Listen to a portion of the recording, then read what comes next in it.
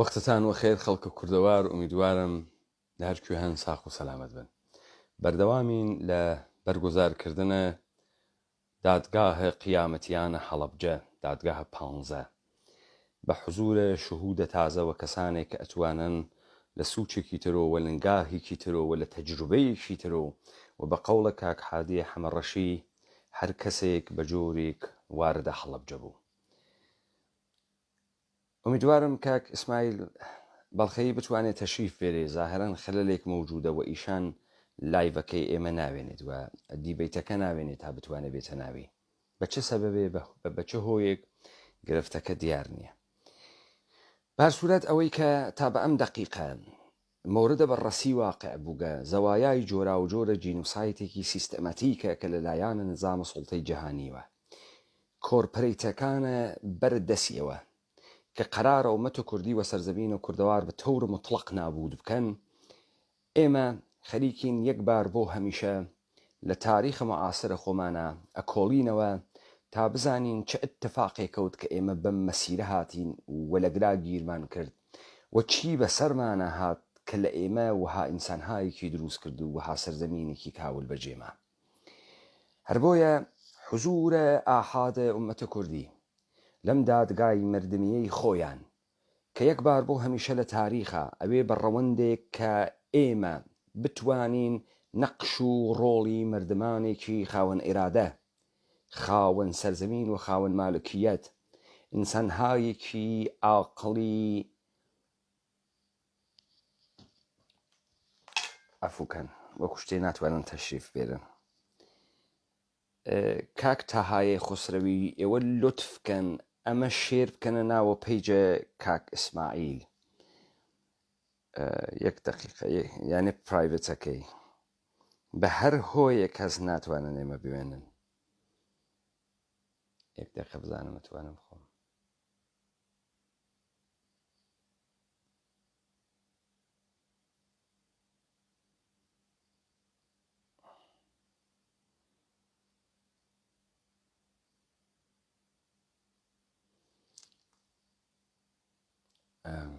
من ئینڤیتەیشنێکم هەنارد بۆ کاک ئیسماعیل و میدوارم کە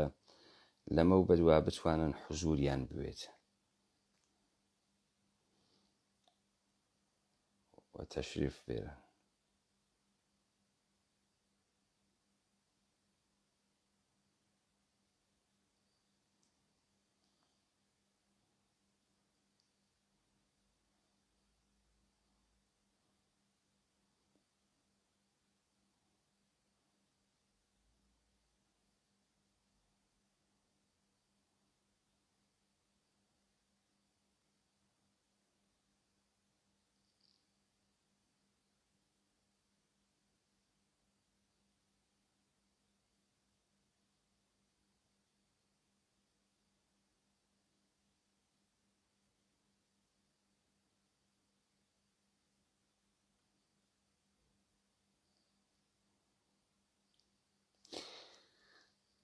خب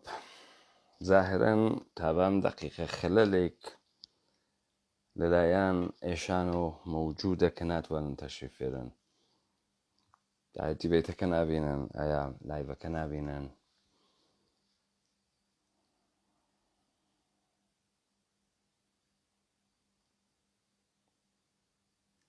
ئاڵێ خۆشبەخت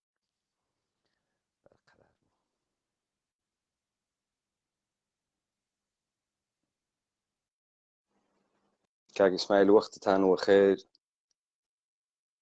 ئومیدوارم کە ساق و سەلامەت بن و خەلەلێک نەبوو بێ و دەنگە من بۆ ئێوە باش بێت. ئەگەر دەنگە من باش ئەبیسن ئێوەیش بفەرمون خۆتان معرەفی بکەن و ئێمە ئەڕۆینە ناوە بابەتەکە. سڵام کاک پەیمانگیان، شەوت بەخێر. ئومێدەوارم ساق و سڵامەت بی. من زۆر سوپاسی هەموو ئەو برایانەکەم کە ئەم دیبێتیان ساز کردووە دەربارەی دادگایی هەڵەبجە. سوپاسی هەموو ئەو بەشداربووانەکەم کە عەزیەت دەکێشن، زەحمەت دەکێشن بۆ تۆمارکردنی ئەم ڤیدیۆیانە و بۆ ئەرشیڤکردنی. من ئیسماعیل ئەحمەد حوسێن بەڵخەیم، ئێستا عومرم 54 ساڵیە. وەختی کارەساتی هەڵەبجە ئەو کاتە عومرم 22 ساڵ بوو. دەرچووی پەرستاریم فەوق دیبلۆم پەرستاری و لە بیمارستانە کارم کردو ساڵی 1970 ئەو کاتە من فارغ تەحسیل بووم هەتا ئێستا لە کاری بیمارستانە کارم کردو وەک پەرستارێک. لەشتان ساق بێ ممنون. ئێمە لە بەڕەسیکردنە ئەبعاد جینۆسایدە سیستەماتیکە بەسەر ئەم ئومەت کوردیەوە بە تایبەتی لەسەر فەرازە هەڵەبجە خۆمان وەکو بەرەوبەرانە ئەم دادگا خەریکی متحول ئەبین، یعنی ئەبعاد و زەوایایەکی تر ئەکرێتەوە بۆمان کاک ئیسماعیل، و ئێمە دوێشەو لە مقدمەیەکە ناوە دادگاکانمان گۆڕی بە دادگاهە قیامەتیان هەڵەبجە. دوای شەهادەتە شهود، دوای مەسائلێک کە مەترەحیان کرد، وەختی بەڕەسیە ئەوزاع ئەمڕۆژە ئەم سەرزەمینە ئەکەین ئێمە بەم نەتیجەگەین کە ئێمە لەو تەمسیلەی کە لە ڕۆژە قیامەتە ئەکرێت هەنووز گیرمان کردگە و هەنووز دەرنەهاتکین. حزورە کەسانێک وەکو جەنابەت کە ئەو وەختە 22 ساڵتان بووگە، فارغ تەحسیل بووبن و بە احتمالە فرە شاغل بووگن لە بیمارستانە، ئەتوانێت گزارشێک لە زاویە و لە نگاهە کەسێک بێت کە حەدە ئەقل لە فرە زەمینەیەک و حواسی جەمە، بە تایبەتی لە زەمینەیە پزیشکی وە لە زەمینەهای مختلف و ئەگەر ئێوە بەحث بکەن کە ورود ئێوە بە ماژەرای هەڵەبجە چۆنە، لە چه تاریخێکە، بە چه سوورەتێک ورود ئەکەن و تا ئەو جێگەی کە خۆتان پێتان مناسبە بەردەوام بن لەسەری و لە هەر کوێیەکیش کە واجب بێ ئێمە تەکمیلیەکی لەسەر بدەینە نەزەری لە جنابتان بپرسین یا پرسیارێکی ورتر بکەین ورودەکەن لە ناوی بەحسەکە بەو سوورەتەی کە من هێنا هەڵتێرم و ئێوە متوجه ئەوەن کە من گەرەکمە قسەیە بکەم و ئێوە ئەوەستن و ئدامە ئەدەین. هەمە خزمەتە کاک پەیمانگیان. هەڵبەتە لەم دیبەیتا لەم باس و خواستەی هەڵەبجە ئومێدەوارم کەس لە وتنی ڕاستیەکان دڵگران نەبێ و هەر کەسێک ئێمە لێرە بە جۆرێک لە جۆرەکان باسی بکەین، شاید ناوی نەوەین بەڵامی تر خەڵکانێک کە لە ماجەرەکە بوون کە باسی مۆزوعەکە و کارەساتەکە ئەگرێ، ئەوانەی کە بەشدار بوون هەمووی طبعا ئەم لایڤانە ئێمە ئەبینن اینجا کۆپیەکەن دوایی تعقیبی لەسەرەکەن و ئێمە ئومێد دەکەین بەو ئینسانیەتەی خۆمان و بەو سوێندەی خۆمان کە خواردومانە وەختێک کە فارغ تەحسیل بوون کە من زۆر شانازیەکەم بەوەوە کە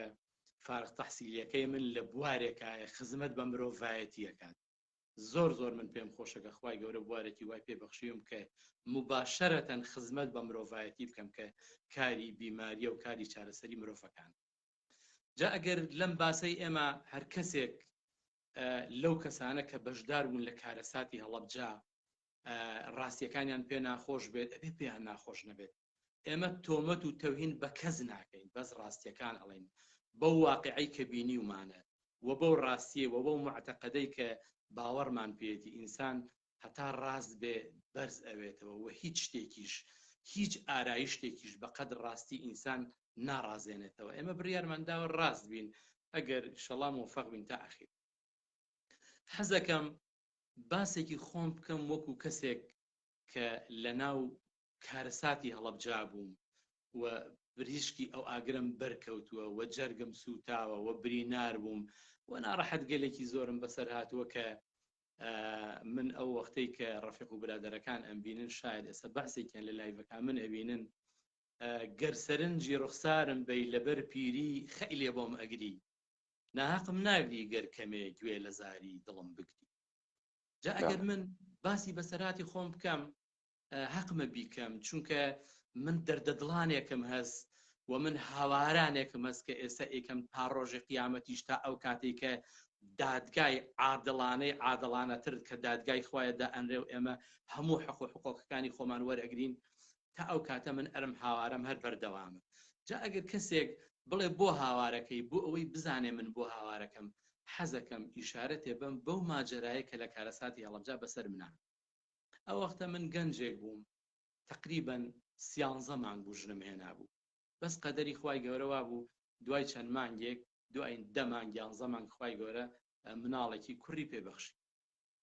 لە ئەسنای کارەساتەکەی هەڵەبجە مناڵەکەی من 4 تا 5 مانگی بوو. دڵم زۆر بە ژیان خۆش بوو هەرچەنە من لەبەر ئەوەی خزمەتی سەروازیم نەکرد دوای فارغ تەحسیڵم من فیرار بووم لەگەڵ یەک دوو برای خۆشەویستی وەکو تۆوە دامداریمان دانابوو واتە دەواجنمان دانابوو خێزانیشم معلم بوو ئەو کاریە کرد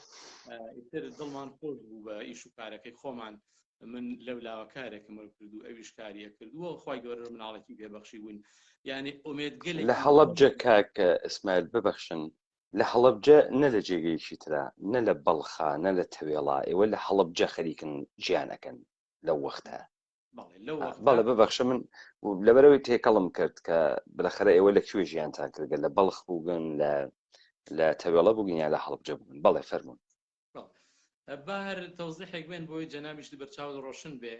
من وەکو تەوەلد و لەدایک بووم خەڵکی هەورامانم خەڵکی بەڵخەی هەورامانم کە بەڵخە شارەدەیەکە کەوێتە بینی تەوێڵە و بیارەوە لەسەر ڕێی تەوێڵە و بیارە و پاوەنەوە سوود و ئیتر ئەچی بەرەوێ من هەتا پێنجی دەبیرستان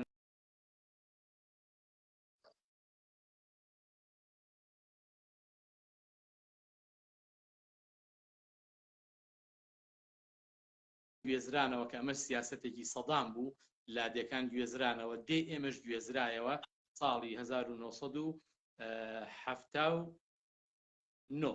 ساڵی 1970 ئێمە گوێزرانەوە بۆ هەڵەبجە ئیتر لە دوای 1970 من لە هەڵەبجە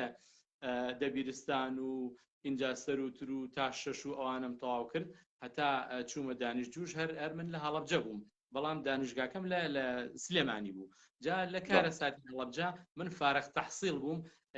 لە ماڵەوە کارم ئەکرد فیرار بووم و خێزانیشم معلمە بوو خی گەورە ئەو مناڵی پێ بەخشی بوون ژیانێکمان هەبوو یانی دڵمان خۆش بوو بە ژیانەکەی خۆمان لەم کات و ساتە کە کارە ساتەکە قەوما من نزیکی سەرای هەڵەبجە بووم ئەوانەی کە خەڵکی هەڵەبجەن و ئێستا گوێیان لە لایڤەکەیە سەرای هەڵەبجە یعنی منطقەیەکی عەسکەری بوو دام و دەستگاکانی حکوومەتی بەعەز لێ و منیش ماڵم ئیتر اتفاقا نزیکی ئەو گەڕەکە بوو لێوێ بووم ئەو ڕۆژەی کاکە ئیسماعیل ببەخشن سێ چوار نوکتەتان مەطرح کرد با من کۆتا یەک نەزەراتێک دەمەوڵن ئێوە شارەتان کرد بە سوێندێک کە بەهۆی شغڵەکەتانە خواردەکتانە فرە بۆ من مهم بوو بەجێ ئەوەی کە عادەتەن سوێندێک لە دادگا ئەخورێت ئێوە بە نوکتێکی مهم ئشارەتتان کرد ئێمە لە دەورانێکا خەریکین زندگیەکەین عیداڵەت خوازی پارێزەرێک پاڵ پێوە نانێت کە بڕوا ببێ بە پارێزەر بەڵکو ئمڕۆ منفعەت و موچە شغڵەکانی تعریف کردگەسەوە و من خۆشحاڵم کە حداقل لە بەشە پزیشکی و پەرستاریە جنابەت پایبەندی بە سەوگەندێکە خواردکتەوە سوێندێکە خواردکتە ئەمە مەسئلەیە ئەوڵ بووەمە مەسئلەی دووبم ئێمە یەکسری چت بەڕەسیەکەین سوالە ئەوڵ لە ڕۆژە چواردەی سێ شارە هەڵەبجە ئەکەوێتە دەسە بەرەی کوردستانی وەسپای پاسداران کامێرەکەتان ئەکەوێتە دەسە بەرەی کوردستانی وەسپای پاسداران ئێوە ئایا شەهادەتە ئەمە ئەدەن بەر لەوەی واردە 16 سێ بوون بەر لەوەی واردە ئەم فاجعەوە ئەم جینۆسایدە بوون کە ئێمە پێ ناژین کارەسات شەهادەتە ئەوە ئەدەن خەڵک تەلاشی کرد وەکو تەمامە شوهودە ترکەوتیان خەڵک تەلاشی کرد لە شار بڕواتە دەرەوە وەلێ بەریان پێگیریاوە سەیتەرەکانە بەرەی کوردستانی بەری بە خەڵکی گرت خەڵک بڕواتە دەرەوە و خەڵک گەڕانەوە ئەگەر ئێوە تەئیدی ئەکەن و ئێوەیش ئاگادارن خۆشحاڵە بین کە بە ئەرێ یانە جوابێکی بدەن و یا تەکمیلیەکی لەسەر بدەن و بعد ورود بکەنە ناوی ڕۆژی 16 سێ بەڵێ هەڵبەتە کاک پەیمانگیان وەختێکە هەڵەبجە گیرا ئیتر لە 14 و 15 مانگەوە یعنی ئیتر ئێمە ئەمانزانی کە هەڵەبجە گیرێ لەبەرەوە علاماتی گیرانی هەڵەبجە هەبوو هەجوونگەلێک کرا و لەم لالۆ لە ڕەبیعەکان گیران و ئەوانەوە ئیتر ئێمە زانیمان کە هەڵەبجە گیرێ و ئێمە وەکو کەسێک یعنی من وەکو پەرستارێک وەکو کەسێک ئەسکەری نەبووم ئەمزانی کە ڕەوشتەکانی سەدام چۆنە ئەگەر هەڵەبجە بگیرێ حتمما هەڵەبجە کیمیایی بەسەر ئاکرێ لەبەرەوە عادەتی سەدام وابوو ئەگەر لە جەبهەیەکەوە بشکایە ئەو وەختە تەڕ وشکی بەیەکەوە ئەسووتان هەموو جەبهەکانمان بینی و سۆڕ منە المەعرەکانمان بینی ئێمە کە هەڵەبجە گیرا زانیمان 100% کە هەڵەبجە کیمیایی بەسەر ئاکرێ من هاتمە ماڵەوە دامداریەکەم بەجێهێش هەرچی ئالیک و دان و شد و دامان نابۆ مریشکەکان هاتمە ماڵەوە ئیتر وتم ئێمە ئەبێ چارەسەرێکی خۆمان بکەین لەبەر ئەوە هەڵەبجە کە گیرا کیمیاییمان بەسەرا ئەکرێ یعنی تەسەور کە بەو ئیمکانیاتە کەمەی خۆم بەو عیلمەکەمەی خۆم من هێنام لە ناو سەتڵە خاولیم هێنا حەوڵە تەڕم کرد وتم ئەگەر کیمیایی وەشان تا ئەو کاتێ ئەچینە دەرەوە بێن بەسەرتانە بۆ ئەوەی ئەم حەوڵانە شێداری هەواکە بن و بە تەواوەتی کیمیایەکە تەسیرتان تێنەکە تا دوورکەفینەوە. ئەم زانستت لەکوێ هاوردبوو کاک اسماعیل ببەخشە لەگرا بەشێکی تر لەم دادگا بەم نەتیجە گەی کە مردم ناوە شیمیاییان بەس بیستە بوو یەکسری شتای ئەوەلیەی شوکەوەی کە خاولیە بەهی بە ئاوا و پەتویە بخەیتە ئاو و خامێک بکەیتە ناوە ئاو و بیدەی بەدەمتا بیستە بووی بەڵام مردم واقعاً تەسەوری لە شیمیایی نەبوو ئێوە بوتان واقعاً تەسەورێک کە شیمیایی چییە و چی ئەکا یا ئەماتانە بیستگەوە کاملا سەتحیە ئەم بەحسەکە ئەکرێت و پاشان وەختە ئێوە ئیشارە ئەکەن کە من معلوم بوو لێم سەدام حوسێن وا ئەکات ئەمە بەرداشتە شخصیە ئێوە سیا ئەمە تەحلیلە ئەو ئەحزابانەس کە پێیان ئێژن بەرەی کوردستانی و ئێوە لە ڕێی ڕادیۆیەک و بیستکتانە کە خەڵکینە ئامادە بن سەدام حوسێن شیمیاییدان لێدا بۆیە مهمە چوون لەگە ئیبهامات دروستەکە کاک اسماعیل فەرموون. خۆزگە بەرەی کوردستانی ئەوانەی کە بەشدار بوون لەم جینە و ساید و لەم کارەساتە ئەوانە عەقڵیان هەبووە ئەوانە فامیدە بوونایە ئێمەیان ئاگادار بکردێتەوە کە سەدام کیمیاییتیان پیاکا و اینجا سنوورەکانیان باس کردایە و بیان و بتای بفەرمون بڕۆنە دەرەوە بەڵام نەک ئەوەی کە ئێمە تەلاشمان کرد کاک پەیمانگیان من یەکێک بووم لەوانەی کە حاوڵە و تەرتیبات و سەتڵ و ئاو هەموو شتێکم حازر کردبوو لەبەر ئەوەی من خۆم خێزانم لێ بوو مناڵێکی بچووکم لێ بوو ژن برایەکم و ژن خوشکێکم لێ بوو ماڵی ئاوەڵزاوایەکم ئێمە تقریبا 8 نەفەر بووین لێوێ ئەو ڕۆژە هەمووی لە ماڵی ئێمە جەم بووین یعنی ئاو سەتڵ و هەموو شتێکم حازر کردبوو بۆ هەر هەموویان من لەگەڵ ئاوەڵزاوایەکم ڕۆشتم بۆ شەهیدان کە ڕێگەی عەبابێلەیە کە ویسمان دەرباز بین کاکە نەیان هێشتی ینی پێشمەرگە لەوێ بوو وتیان کاکە شار ئارامە بێ ئیجا ئەگەر کیمیایی بکرێ بە ئێوە بە ئێمە با بە ئێوە شا بکرێ یعنی شار ئازاد بۆ ئیتر ئێوە خەمتان نەبێ و لەم بابەتانە یعنی نەیان ئێژ مردمەکە بڕواتە دەرەوە ئەمە دقیقاً عینە ئەم جملەیە پێت وتی ئەگەر کیمیایی بە ئێمە ئەکرێت با بە ئێوە شا بکرێت جا ئێستا سوال اتفاقات وای نیشاندا کە کیمیایی بە ئێوە کریا و ئێوە کوژیان ولی تعدادە کوژیاگەکانە ئەوان لە شیمیاییەکان نەبوو گەسە 3 نەفەر و ئەم شتەی کە بەحسیەکەی ڕۆژی 14 سێز یا 15 سێز ڕۆژی 15 سێز بەڵێ بۆی ئەم قسانە مهم من کاک اسماعیل کە ئێمە پێیان ئەنین و ئەڕۆین یەکسری مەسائلە مستەتەر لە ناوە ئەگرامە موجودە کاک اسماعیل لە 22 ساڵە تازە باوکێک تازە زاوایەک نۆماڵێک بە قەوڵە خۆی لەژێرە فشارە فەرارە سەربازی و بیزنسێکی بچووک و مۆرغداریەکی دانیاگە دەواژینێکی دانیاگە لە پڕێکا تەسەور ئەکا کە شیمیایی بەسەریان وەکرێت بەڵام نە ئەزانێ شیمیایی چه ئەبعادێکی هەست چه تەئسیراتێکی هەست مثال دەدەم ئەگەر ئێوە تەنەوع چەکە شیمیاییتان بناسیایە ئەتان زانی کە چەکە شیمیایی هەست ئالوودگیەکەی لە ڕێگەی پێسە توجه فەرمونون یعنی نوع کارکردە ئەمانەتە کە یەکتریا فەرقەکە و ئێوە ئەسەن ئەبعادە ئەم شیمیاییە نازانن یەکسری دڵخۆشکونەک ئەمانە ئەگەر مەترەح نەکرێت دێودا تاوان ئەشۆرێتەوە پس ئێوە ئەفەرمونون هیچ کەسێک نەک زانیاری بە ئێوە نەدا هیچ ڕادیۆیەک نەک بە ئێوە نەیوت کە چی بکەن یا چی نەکەن مثال دەدەم من لە کرماشان بووم جەنگە ئێران و عێراق کرماشان لە هەر کوێکەمیانە هاوردنێ بوومیانە کرد بەسەر شاری کرماشانە کرماشان 3-4 ساڵی خاڵی ئەبوو چۆڵ و هۆڵ حدە ئەقەلی ئەوە بوو لە ئاموزش بمبارانە ئەیانوت کە شیشەی ماڵەکانتان چەسب لێ بدەن تیپ لێبن تیپ بۆ خاطرەوەی مەوجە ئینفجار ئەگەر لێ ئەدات شیشە نەتان کوژێت شیشەکە جەم و کات و داکەوێ یا ئەوەی کە مەسەڵەن چۆن لە ناوە ژێرزەمینێکا دانیشن دەستان بخەنە پشتە سەرتان بخەنە ناوە چۆکتان تا لە ئەمنیەتا بن ئێوە هیچ چەشنە ئاموزشێک بوو بەرەنگاری بوون حتا لەگەڵ حملەیەکی شیمیاییتان نەبووگە بزان یەکێک لە ئەفتخارات ئیسرائیل و دەوڵەتە ئیسرائیل ئەمەسە لە ماوەی 5 دقیقە تەمامە جەمعیەتە ئیسرائیل ئەواتە ناو پەناهگاه هێز ئەتۆمی بۆ شیمیایی توجه فەرموو من گەرەک من مقایسانە بە مەقی یەکتریوە تا بفەهمین چه اتفاقی بەسەر خەڵکە هەڵە بجا کەفتەگە و ئێوە وەختی ئەڕۆن بە هەمان دقت و هەمان سوخەنسەنجیە خۆتان تیکە تیکە لەسەر ئەم مەسائلە بوێسن. فەرموون کاک ئیسماعیل. بڵێ کاک پەیمانگیان من خۆم پەرستار بووم، ینی معلوماتێکم هەر خوێندبوو هەر هەم بوو ینی لەسەر مەوادی کیمیایی و ئەمانە، بەڵام بەڕاستی نەمەزانی تەنەوەعی گازە کیمیایەکان چۆنن کە بەکارێت. بەس من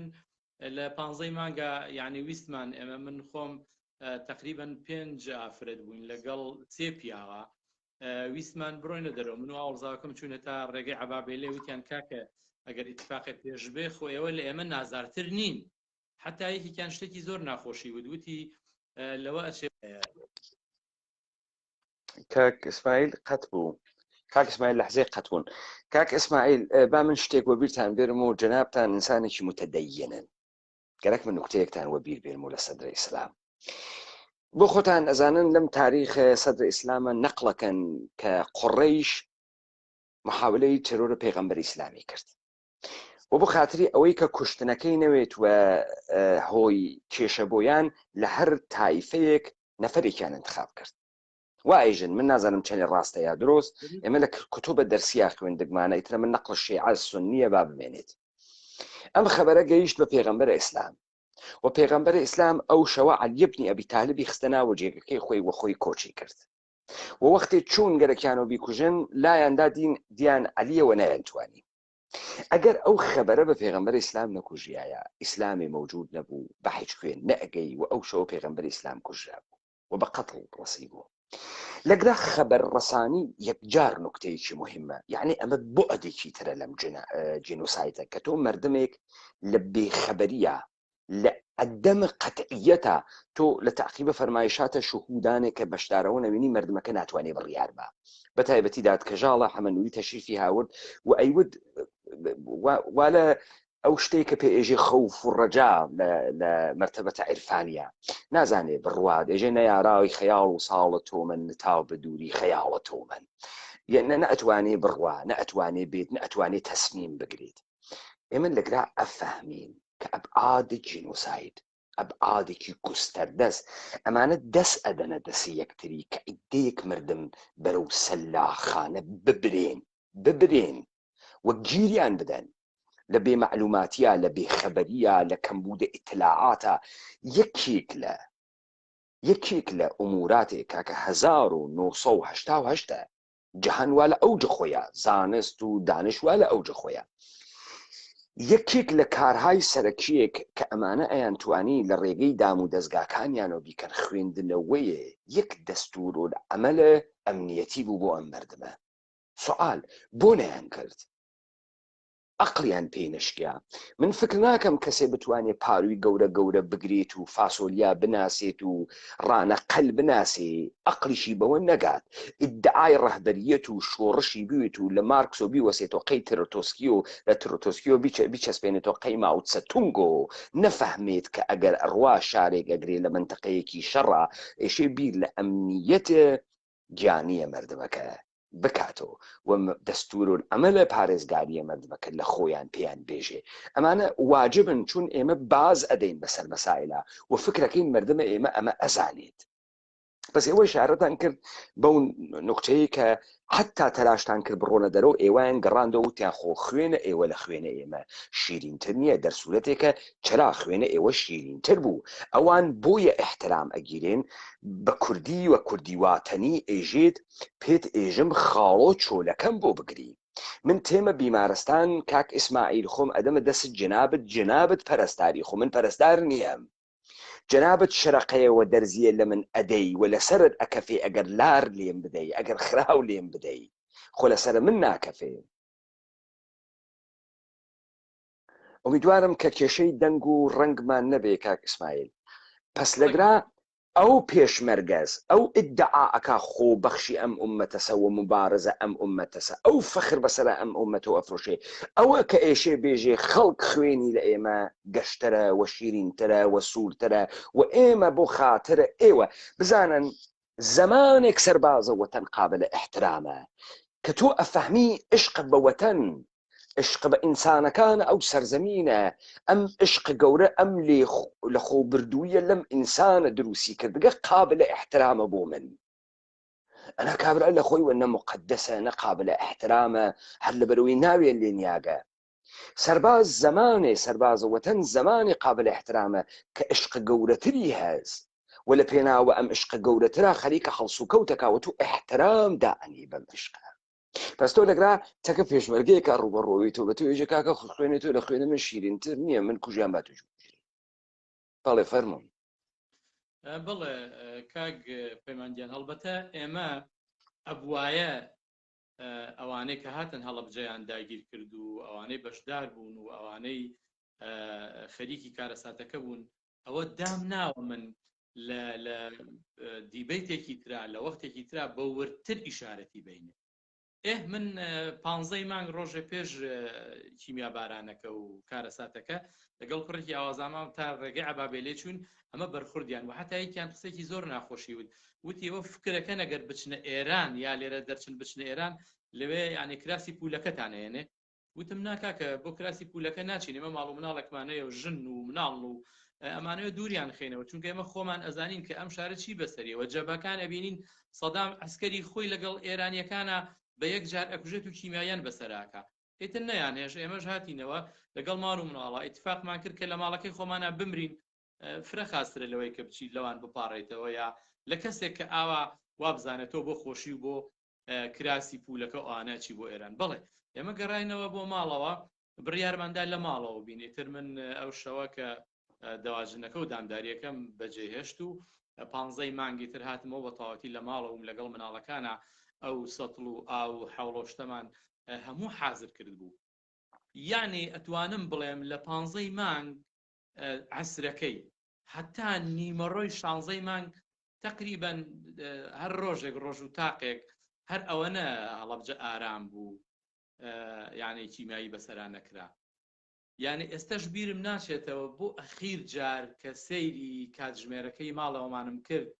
سەعات سفرەمان ڕاخست بوو سەعات 11:50 دقه بوو یعنی 10 دقیقەی گەرەک بوو بۆ نوێژ 10 دقیقەی گەرەک بوو بۆ سەعات 12 سفرەمان ڕاخست بوو من ژن براکەم ئاوەڵزاواکەم دوو ژن خوشکم لەگەڵ خێزانی ڕەحمەتیم ئەوە مناڵەکە بە باوەشی منەوە بوو سفرە ڕاخرا بوو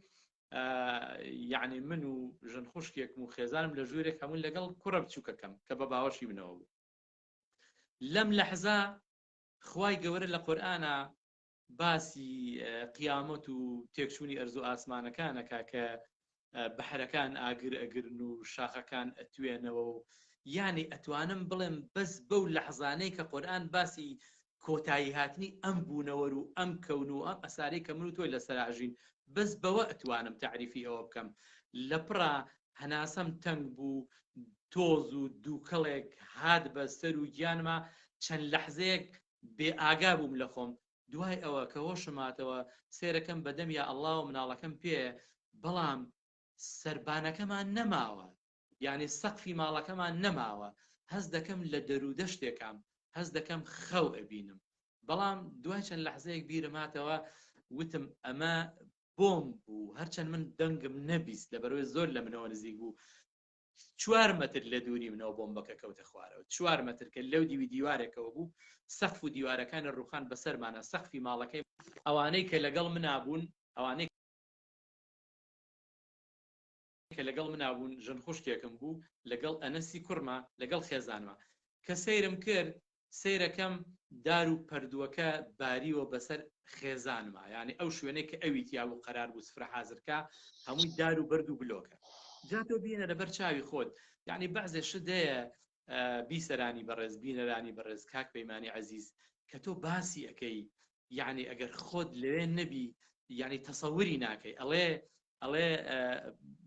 یعنی خاکەناز بەدەست خەڵکەوە سووکە خاکەنازە قوڕ بەدەست خەڵکەوە سووکە وەختێک کە تۆ خۆت ئەم بێڵە هەڵەگری پڕیەتی لە قوڕ اینجا ئەزانی بەڕاستی ئەو کارگوزارە ئەو کاریگەرە چەند پیاوێکە چەند بنیامێکە من بەو دەست و پەنجە نەرمەی خۆم هەڵسام مناڵەکەم دانا یەکسەر تەلاشی ئەوەم کرد کە ئەو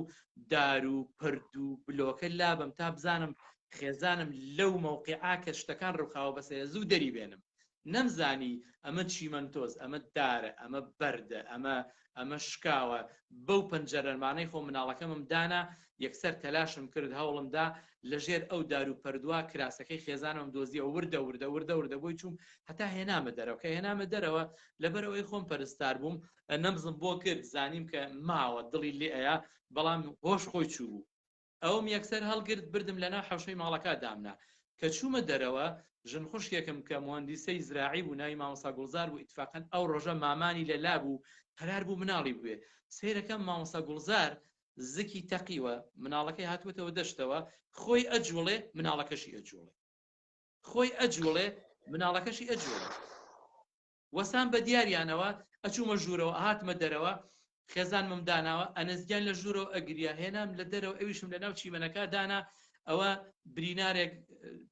لە دەرەوە گیان ئەیە، ئەوە مناڵەکەم داناوە ئەگری بەو تۆز و خۆڵە کە ئەچێ بە ئاسمانە وێتە خوارەوە. ئەمە یەکەم لەحزە و یەکەم بۆم بوو کە یای لە هەڵەبجە، کە یای لە ماڵەکەی ئێمە دیوارەکەی ئەو دیوی ماڵیە. یعنی ماڵی دەسە چەپمان، ماڵی دەسە ڕاستمان کە ماڵی دکتۆر مستەفای، ئێستا ماوە خۆی خوشکێکی 11 نەفەر خێزان بوون. دکتۆر مستەفا ئەو وەختە مناڵێکی بچوو بوو، لەگەڵ خوشکێکی چوو بوونە دەرەوە بۆ کۆڵان یاریکردن. ئەم دایک و نەنک و خوشک و براکانی تری هەمویان بەس بە سەوتی نامپاڵمەکەی ماڵی ئێمە خوێن لە لوت و دەم و گیانیانەوە هاتووە دەر وەفاتیان کرد و بەبێ ئەوەی برینار بن لە دەسەڕاستی ماڵی ئێمە. من لێرە سەیرم کرد مامۆستا گوڵزار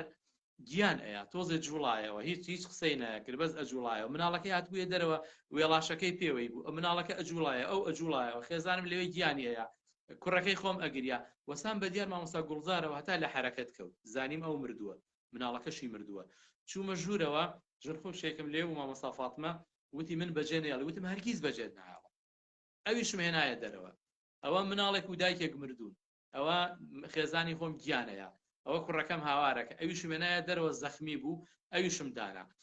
گوێم هەڵخست سەیرەکەم، یەکێک هاوارەکە کاک اسماعیل گیان بەجێم نەیەڵی، بە قوربانت بم. سەیرەکەم ئاوەڵزاوەکەمە لە ژێر زەمینەکەی دەرگاکە دادراوەتەوە بەسەری، ئەو هەموو دار و بەردەش باریەوە بەسەریە. ئێخوایە من دەستم هەمووی برینارە، چی بکەم؟ دیسان دەستم پێ کردوەوە وردە ئەو هاوارەکە ئەپارێتەوە لە من، بە قوربانەمە بێ بەجێ نەیەڵم.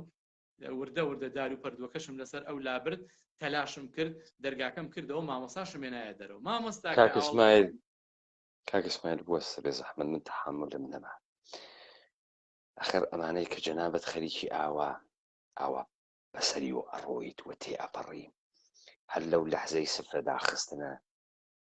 دادە کەژاڵ حەمەنووری وتی برنج و کوولەکەمان بوو هیچ وەخت نەخوریا. ئەکەومە بیرە شعرێکی حافظ ێژێ فەیز ڕوح القدوس هەر باوز مەدەد فەرماویەت دەگەران هەم بکنند ئەنچە مەسیحا میکرد. ئەگەر فەیز ڕوح القدوس ببێت دیگەرانیش ئەکەن ئەوەی کە مەسیحایی کرد. منزوری معجزەکردنە، بەڵام من بابێمە سەر مەرگە مەسیح، ئەوەی کە ئەو شتێ پێژن شامە ئاخر و ئەو لەحزەیە کە مەسیحا گەڕێتەوە و ناڕەحەتە لەوەی کە ئەزانێ حتمەن ئەمرێت و بەوە ئێژن شامە ئاخر. بزانە ئێمە جۆری سفرمان لەگەڵ دادە کەژاڵە حەمەنووریا بەڕەسی کرد کە هیچ وەخت نەخوریا. و من باسم کرد کە من خاترەی فرە ناخۆشێکم لە خۆراکێک بەناوە ئاو گۆشتە است، ناوەی کە تامەکەی ناخۆش بێ، ناوەی کە لە خواردنی قینم بێ، وەلێ لە هەر کوێکۆ کە بۆی ئاو گۆشتێ تەواوە دەورانە مناڵیە من بە تەمامە سەحنەهای ناخۆشی تێتە بەرچاوم. تەسەورە ئەوەی کە گەنجێکی 22 ساڵە بی، ژنێکی جوانت بوێت و نۆماڵوی، مناڵێکی بچووک لە باوەشتاوێت، گەرەکت بێت سفرەیەدا بخەیت و نانێ بخۆیت و ژنێک کە بە تەمامە وجودت خۆشت گەرەکە و زندگیەکە تەکا دروست کردە و کانونە گەرمە خانەوادەیەک لە یەک سانیا زندگی متحول ئەوێ و تۆ لە بەرامبەر شتێکا قەرارەگری و تۆ ئەسڵەن نافەهمی تا ئەو لەحزەت و شەهامەتت دین ئەم سەحنانتە هەست. بزانە ئێمەمانان فرشتێک ئەبیسین هەروە کە خۆت فەرمایشت کرد، بەڵام خۆ ئەژێ نەزان چوزان و جەبیرونەوە من چێشم مێشۆ جەدەرونەوە. با تۆ ئاسان بەسەر ئەمە تێپەڕی، بەڵام ئینسانێک تا لەحزەیەکی تر ئینسانێکی ترە ولا پڕێکە لە سانیەیەکە خۆشەویستترین تعلقاتە ئەم دنیایەی خۆشەویستترین کەسەکانی لە بەرچاویە تیکە تیکە ئەوەن، یعنی دینە دیمەنە ژنێکی دووگیان کە سکی ئەدڕێ و جفتە مناڵێکی مەحسووم کە ئەکەوێتە دەرەوە و منە ناو جفتەکە خەریکە دەسوپێ ئەوە شوێنێ و ئەم مناڵە بە خوێنە ئەو دایکە ئەمرێت. ئەخر ئەمە من نازانم چ تەسویرێک ئەتوانێت یا چه سینەماکارێک چه کارگەردانێک. من فیلمەکانە جەنگە جیهانی دووەمم فرە دیکە لە شنایدەر لیستەوە تا پیانیستەوە تۆ یەک سەحنەیە ئاوا کە کارکەردانانێکی گەورەی جەهانی یەهودی و هەلیوود گەرەکیانە لە مەزمومیەتی یەهودی نیشان بن، تۆ یەک سەحنەی ئاوا ناوێنی ناوەم فیلمانە، حتا ئەو وەختەی کە گەرەکیشی ئاشویت نیشان بدات. ئینسانێک وەکو تۆ 22 ساڵەیە کە مناڵە، کارم بەوە نییە کە گەورە بووگە بە هەیکەل گەورەس، بەڵام هەنووز بە منتاڵەتی نەوجەوانێکە وەسڵن ئامادەیە دینە خوێن و تیکە تیکە بوونە عەزیزانی نییە. لەحزەیەک اتفاقەوە ئەکەوێت ئێشێ هەم ناجیوێت هەم منجیوێت هەم پزیشکوێت هەم باوکوێت هەم شووێت هەم قەوموێت و ناتوانێت خۆی بکاتە هەزار پارچەوە، نەئەتوانێ زریکە بکات، نەئەتوانێ بگریت، نەئەتوانێ هاوار کات، نەفرمێسکەکانی ئەقوڵێت، نەفرمێسکەکانی ئەجۆشێت، سەرگەردانە نازانێت فریای کێکەوێت. خب ئەمە تەبیعەتەن یە تەئسیرێکی ئەمیقی دەرونی و ڕۆحی ڕەوانی لە ئینسانێکە دائەنێت. کەم ئینسانە ساڵهای ساڵ نایەتە سەرخۆی ئەو سەحنە کە جەنابەت بەحسیەکەی دەقا و دەق وەسە تەماسی لە قورئان کە لە ڕۆژە قیامەتیەکە و قیامەتیانێک کە هەواڵە یەکتری ناپرسن، بەڵام لەگرا جەنابەت هەواڵە خەڵکیە پرسی، جەنابەت لەگرا ژنت دەرتێری خۆتێکە ئاسیبە دیگە، خۆتێکە شۆک بووگی، خۆتێکە نەیتە سەرە خۆتە وە خەریکی بەچن و دەسە خۆت خانمت بێریتە دەرەوە لە پڕێکە خۆشکە خانمت لە پڕێکە تۆ مەرگی مشاهدەکەی مەرگە زندگیەوە هەر دەسی پێ نەکرد و مرد، مناڵێکە لە جفتەکەی دایکی هاتێتە دەرەوە و ژنێکی دووگیان کە هیچ وەخت مەجال ئەو تەوەلودەی نەبوو، تەوەلود و مەرگ بە یەکتری و ئاغشتە بوو. آخر ساحنەیەکی عەجیبە تۆ بتوانی ئەم دوو دنیا لەگەڵ یەکتریا تێکەڵکەی. بۆیە من بەرم بە جەنابەت گرت کە هەروە ئیدامە نەدەی حداقل بتوانم تۆزێک محاولەکەم ئەم تەسویرە لە زەهنە ئینسانانە بمێنێ تا بەفەهمە ئێمە بۆ قیامەتیانین، چه اتفاقی کەوت کە ئێمە قیامەتیانین. شاید ئێمە بارهای بار ئەگەر سەربازێکی ناوی شەڕ بوایە بارهای بار تیکە تیکەکردن ئینسانەکانمان دوێنیایە ئامادە بوایە و بمانزانانی ئەگرا جێگەی شەڕەوە ئەگرا جبهەی شەڕەوە تەوەقعەکەین هەمچی شتێ ببینین، بەڵام ئینسان لەسەر نەناو ماڵەکەی خۆیان لە محیتێکی کاملەن سڤیلە متوقعە نەبیری لێکردگەسەوە نە هیچ وەخت فکری لێکردگەسەوە. بزانە کاک اسماعیل من وەختێ دەسم کرد بەم کارە ئەم ئاخێزی کوردەواری سەربەخۆ بارها تەسەورم کردگە بمڕفێنن، بارها تەسەورم کردگە بگیرێم، بارها تەسەورم کردگە خب شکەنجە بکرێم، ئشی چۆن ڕفتارکەم، ئشی لە پڕێکا کە هەواسم نییە دووربینێک تێتە ڕوبەڕوومە چی بکەم، لەبەرەوەی نەکەومە ناوە اتفاقێکە خەوەرم نییە بپەشۆکێم و ببم بەهۆی ناهومیدیە ئومەتێک و ملەتێکە خەریکم کاری بۆکەم. وەلێ تۆ ئەسڵەن ئامادەگیت نییە، فکرێ لێ نەکردگەسەوە ژنم بڕاتە ژێرە ئاوار سکە ژن خۆیش کە دووگیانم بدڕێت جفتەکەی داکەفێ چی بکەم، جفتەکەی بوڕم مناڵەکە نجات بم خۆی ڕزگارکەم، من چی بکەم، ئەمە چۆن کۆ بکەمەوە، یا ئێستا بڕۆم شووەکەی نجات بم یا بگەڕێمەوە بۆ لای ژنە نیمە گیانە ژێرە ئاوارم. بەڵێ ئێدامەتانەدا خەریک بوون ئەو دەربێرن. بەڵێ مامۆستا سەلاحم دەرێنا وتی چییە؟ وتم مامۆستا سەلاحگیان ئەوە ماڵەکەیە خۆت ئەیبینی کوڕێکی ناوی محەممەد بوو لەسەر کۆڵانەکە برینار بوو ئەوی شوێنایە ژوورەوە ژنبرایەکیش مامۆستا تەوفیق هەر لەبەر دەرگاکەی خۆمان وەفاتی کردبوو، دیار بوو هەر بە سەوتەکە وەفاتی کردبوو چونکە هیچ برینی پێوە نەبوو بەس خوێن لە گوێچکەی هاتوویە دەرەوە. وتم مامۆستا گیان ئەوە مامۆستا ڕووناکی خێزانمە و ئەوە خێزانی تۆیە، ئەوە مناڵە تازە بۆکەوە، ئەوە محەممەدە برینارە و یارمەتیەکەم بە یعنی یارمەتیەکەم بە با ئێمە شتێ بکەین ئەوە مامۆستا فاتمەیە هاوارەکە برینارە ئەویش منیش خۆم برینار بووم پشتم برینار بوو قاچم برینار بوو دەستم برینار بوو بەڵام ئەلحەمدوللا برینەکانم سخوانی نەگرت و هەر گۆشتی گرت و گوێم لێ نەبوو یانەی نەگریاوم نەزانیومە برینارم بەپێ خاوست و بەبێ دەستکێش و بەبێ هیچ ئەمەم کردووە مامۆستا سەڵا هەرچەندە عمری لە من گەورەتر بوو دوو عمری منی هەبوو ئەو مامۆستا بوو من تازە فارغ تەحسیل بووم وتی من ناتوانم من ئەم مناڵی خۆم ئەبەم و ئەڕۆم و ژن مردووە و ئەمانە کەفی خۆیەتی من ئەڕۆم بۆ ماڵی باوکم وتم ئاخر مامۆستا ئەمەش ماڵی باوکتە یارمەتی من بەوە خێزانە لەگەڵ مناڵە تازەکە تا مرد وتی من ئەڕۆم هەڵبەتە ئیتر ئازادە هەر کەسە و احتیماڵەن ئەوەی کە من نەخێر ئازاد نییە کاک ئیسماعیل اتفاقا نوقتەی قەشەنگێکت بەست تۆ ئەوت نەجاتدا تۆ ئەوت دەرهاورد بەجێ بە خێزانەکەی خۆت بگەی وەلی ئەو هەڵساوتی مناڵەکەم هەڵەگرم و کارم بە لاشەی مردووی ژنەکەم نییە وەفای نەبوو بە ژنەکەی خۆیشی بە مناڵە تازە بووگەکەی خۆیشی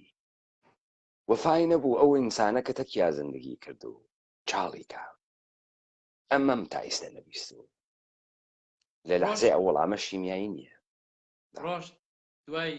چەند سەعاتێ ئەویش دیار بوو ڕۆشتوو بەرەو ماڵی باوکی بەخۆی و مناڵەکەەوە لێرە کیمیایی لێیا بوو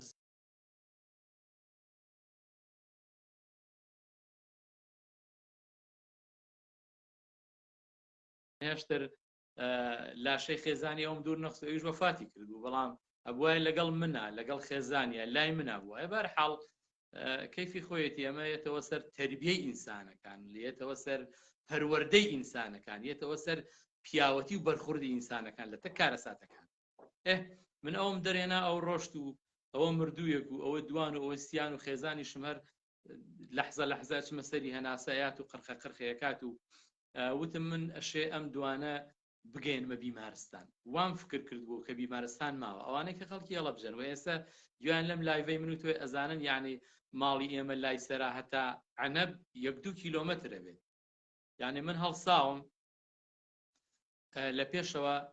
ژن خوشکەکەم بردووە یعنی تقریبا 700-800 متر دوور لە ماڵی خۆمەوە کە نیشتەجێ بووم و ئەمەم بەسەرهات ڕۆشتوم ژن خوشکەکە من بردووە بۆ ماڵی خۆشکێکم لەوێ دامناوە لەبەر دەرگاکەیان بانگی زاواکەمانم کرد وتی ئەوە چیە وتم وەڵی ئەوە وەزعی منە و کەسمان نەماوە مامۆستا ڕووناک خەریکە وەفا دەکەم ئەیبەم بۆ خەسەخانە گورەوتی خەسخانێکی بۆ کوێچی وتم تۆ با مامۆستا فاتمەتان لابێ بیبەنە ژوورەوە بعضێ پانسمان وشتم بۆ کرد و بعضێ بەسم و برینەکانی و برینار بوو ئەوم لای ئەوان دانا خۆم بە دووری 2 کیلۆمەتر خێزانمە مەڵگرتووە بەسەر شانمەوەیە ئاخر ئینسان کە ئاگای نەبوو لە خۆی زۆر قرسەوێ کاک پەیمان ئەگەر من و تۆ بە ئاگابین تۆ من بگری بە کۆڵەوە مقدارە یارمەتیمەیە خۆت سووکەکەی دەزەگری بە شانمەوە ئەو هەر لاشەیەکی مردوو بوو من داومە بە شانمان لەم لەحزەیەشا کە ئەچمە دەرەوە لە ماڵی خۆمان مامۆستا ڕووناکم پێ وەکو کەلاکێک داومە بە شانما وەکو مردوویەک چوومەتە کۆڵانی خۆمانە ئەو دیوتر پیاوێک کە ڕۆخەڵاکانی بەو بەری جادەکەەوە بوو خۆی هاتبوویە ئەمبەر ئەمەد بیر نەچێ ناوی کاگاو ڕەحمان بوو حادیثێش هاواری کردوتی مامۆستا چیەکەی بە من وتم کاگاو ڕەحمان گیان من خۆم مردوویەکم پێ خۆم برینارم تۆ ڕخۆڵت لێ بووەتەوە تۆ خۆت نیوەی جسمت بەو بەرەوە نیوەی جسمت بە قاچم بەرە با من بڕۆم قاچی بەرەڵا کرد و هیچم پێ نەکرا ئەو لەوێ هەر هاوارێکە دیارە دوایی ئەمیش حکایەتی کەی بە شوێنەوەی ئەم کاگاو ڕەحمانە مامۆستان بەر بە دووری 2 کیلۆمەتر ڕۆشتم بۆ خەسخانەی عەنەب سێرەکەم من بێ ئاگام خەسخانە نەما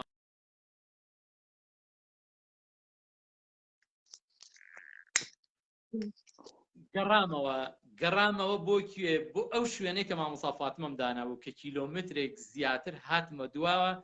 لای ماڵی خۆشکەکەم دیسان ئەم مەیتەشم دانا کە دامنابوو گیانی تیان نەماوەتر پەڵسوشتم بۆ ئەگەر سێرەکەم تازە لێبووتەوە وتیان چیەکەی وەرە دانیشە وتم ئاخر من کوڕەکەم بەجێ ماوە کوڕەکەم لە ماڵەوە بەجێ هێشتووە خۆشکم وتی گیان تۆ نازارە تا کوڕەت وەرە دانیشە ڕەجات لێکم تکات لێکم لای ئێمە بێ ئەمە لاشەی ژنەکەتە دێناوە ئەو بریناری کەشت دێناوە مەڕۆ کوڕمەیەنە وتم میانێ من لێرە بم و کوڕم لەوێ بگری و زیینوو بێ ئەیوتم خۆ من لەو نازارتر نیم با منیشم ئینشەڵڵا تا ئەگەم ئەوێ منیش نامپاڵمێ لێمە یا بۆم بێ لێمە یا نەجاتمە بێت و تاو نەجاتم نەبوو ڕۆشتم سێرەکەم کوڕەکە ئەو دار و پەردووە ئەو ڕەشاییەی وەکو بۆمبەکانی هێرۆشیما کە ئەچوو بە ئاسمانەوە هاتە خوارەوە هەمووی لەسەر دەموچاوی کوڕەکەی و مامۆستا تۆفیق لەبەر دەرگای ڕووی کردوتەوە قیبلە وەفاتی کردو و مامۆستا گوڵزار و مناڵەکانی خامۆش بەس مناڵەکەی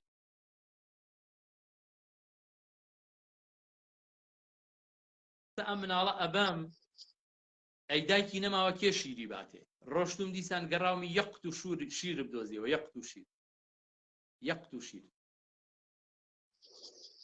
باشە کاک ئیسماعیل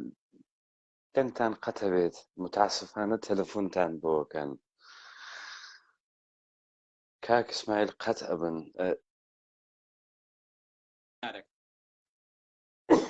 کە چوومە ئەوێ کوڕەکەیان لێگەڵتم خۆشکەزاکانم ئەوە مامەسا وەفاتی کردو ئەوە مامەسا فاتمە هەر ئەیوت بە قوربانت من بەجێنێڵی وتم مامەسا گیان من یا ئەمرم یا تۆ بەجێ نایەڵە حەزم ئەکرد شتێ بکەم بۆ مامەسا فاتمە تازە من مەی تێکەوتووە بەسەرماوە مناڵێکم پێوە خۆم برینارم و ماڵی خۆشکیشم ئەوانی ژەر فەقیرانە بەڵێ بۆم کەوتوێ نزیکی ماڵەکەم بەزەوان برینارم و سەر و حاڵ بوون باش بوون لێرە چوومە دەرەوە سێرەکەم تراکتۆرێکات چوومە بەردەمی وتی کاکە خۆت لای برینارم پێ وتم بە قوربانت بم منیش یەک خوشکمەیە برینارە هەڵیگرە لەگەڵ خۆتە کابرا وەسا و 10-12 بریناری پێ منیش چوومە ژوورە مامەسا فاتمە مێناوتم مامەسا گیان ئەمە بریناری پێ ڕێک ئەتانبا بۆ بەرەو عەبابێلێ لەوێ ماشینیە شدیە سوارتانەکات لەوە باشترە من بۆ جێت بێڵم وتی زۆر باشە ئەوم خستە ناو برینارەکانە خواحافزین لەو کرد و خایشم کرد لە کابرا و پاڕامەوە لێی وتم بە قوربانت بم ئەم کەسوکارەی خۆتت بردەکوێ ئەمیش بەرە ئەوێ تا منیش بگەم هاتمەوە ژوورەوە جارێ مامەسا فاتمەم حاڵم ڕەحەت بوو تۆزای مامەسا فاتمەم خستە ناو برینارەکانە ماشینی ئەیوا بەرە و عەبابێلێ ئەی مامەسا ڕووناکیش وەفاتی کردووە زۆر بێتاقەت بوو وتم کاک جەمیل من ئەم لاشە بەجێ نایەڵم وتی با بڕێن کاکە ئیتر ئەوە وردە سەعات خەریب و ئەبوو بە دوو ئەوانە نزیکی عەسر ئەبووینەوە تا ئەم لەحزە من بۆت باسەکەم هەر بۆمبی نامپاڵم بوو ئەوە شێنرا بۆ ئەوەی هەرچی دار و پەردوو پەنجەرە و شیشە و ژێرخانە هەمووی بڕوخێ هەمووی واز بێ بۆی خەڵکەکە بێتە دەرەوە اینجا ئەو کاک ئیسماعیل ببەخشە کاک ئیسماعیل ببەخشە لە وەختە ئەم بمبارانە یەک ئامبوڵانسیتیان نییە بەم شارە بگەڕێ نە ئینسپای پاسداران نە بەرەی کوردستانی یەک ئامبوڵانسیتیان نییە وتت کە بیمارستان نییە بەڵام ئامبوڵانسی شت نەدی کەسیش هیچ کەس هیچ تەدبیرێکی بۆ ئەم شارە نەکردگە و ئێوە بەردریاگن کە لەگرا تیکە تیکە بکرین دروستە کاک ئیسماعیل بەڵێ ئەوە دروست و ڕاست ئینشاءڵڵا من لە دیبەیتەکانی ترا لە کاتی خۆیان کە ئەبوایە ئەوانەی ئەویان بەسەر هەڵەبجاهیانە ئەبوایە چیان بکردایە ئەوە باسیەکەین بە دوور و درێژی ئیتر ئەوان زانیان من زۆر بێتاقەتم وە من مامۆستا بەجێ نایەڵم بە مردویش بەجێ نایەڵم وتیان کاکی گیان با بچین بۆ مزگەوت پیاوێک هەبوو ناوی کاک حەمە بوو کاک ئیسماعیل کەرامەت بە شەکەرە بڕن ببەخشە لەبەرەوەی ئەم ئیشارەمانە کرد با زەهنیەتە ئینسانەکان شتبا نەوێت یارانە کوردەوار هەمووتان جبهەی شەڕتان دیگە ئەگەر نەتان دیگە سەرچێک لە ناوی یوتیوبا بکەن ئەمەلیاتەکانە دەوڵەتە ئێرانی تەماشا بکەن کە ئەوەنەی کە نیرو ئەهەنێرێت ئەوەنەیش ئیشێ ئامبڵانس کار بکات و ئامبڵانسە دەوڵەتە ئێرانی مەوجود وێ کە زەخمیەکان و کوشتەکانە خۆی بگەڕێنێتەوە دووە چۆن دەوڵەتە ئێرانی ئەڕوا شارێکی سڤیل ئەگرێت بۆ ئینسانیەتە بۆ تەرویجە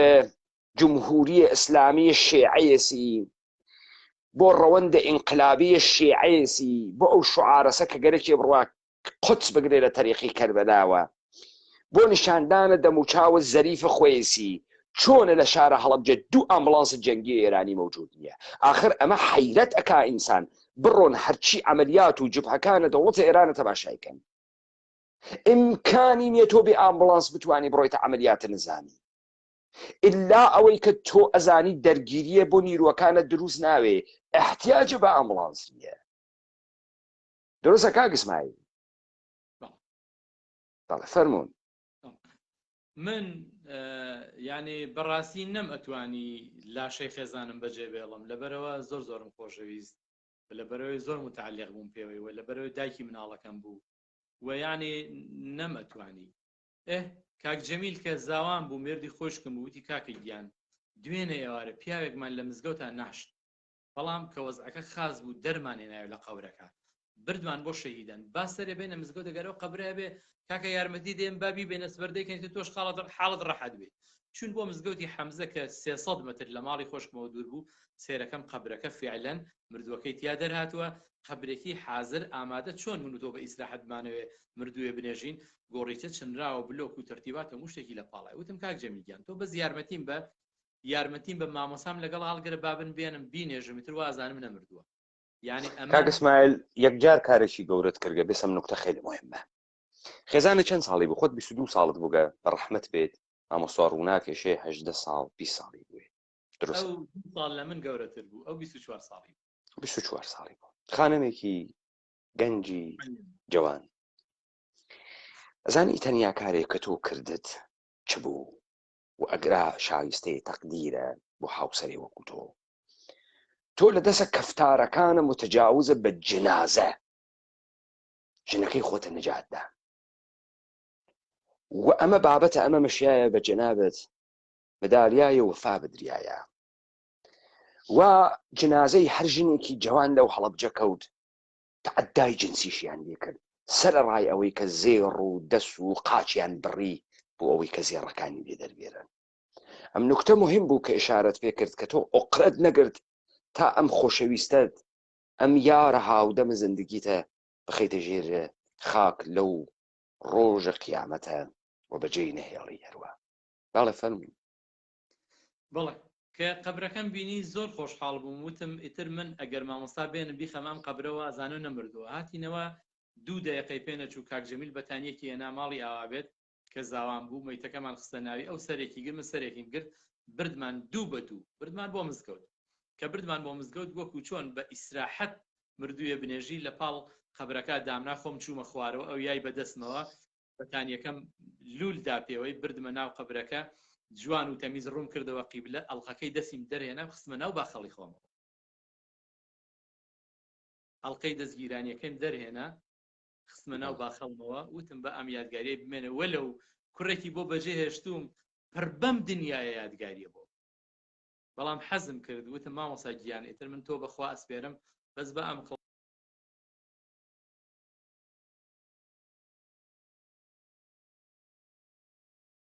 بەردم هێنا دام پۆشی بەدەستم کاک جەمیل یارمەتیام من مردووەکەی خۆمم ئەسپەردە کرد پێش ئەوەی کیمیایی بکرێ بە سەرمانە لە 2 تا 3 سەعات دوای گیان دەرچوونی مامۆستا ڕوونای یەکەم کەس بووە لە ناو کارەساتی هەڵەبجە لە ناو جینۆسایدی هەڵەبجە لە ناو فاجعەی هەڵەبجە کە بنێژرێت یەکەم کەس بووە لەو ڕۆژە ئەتوانم تەحەدا بکەم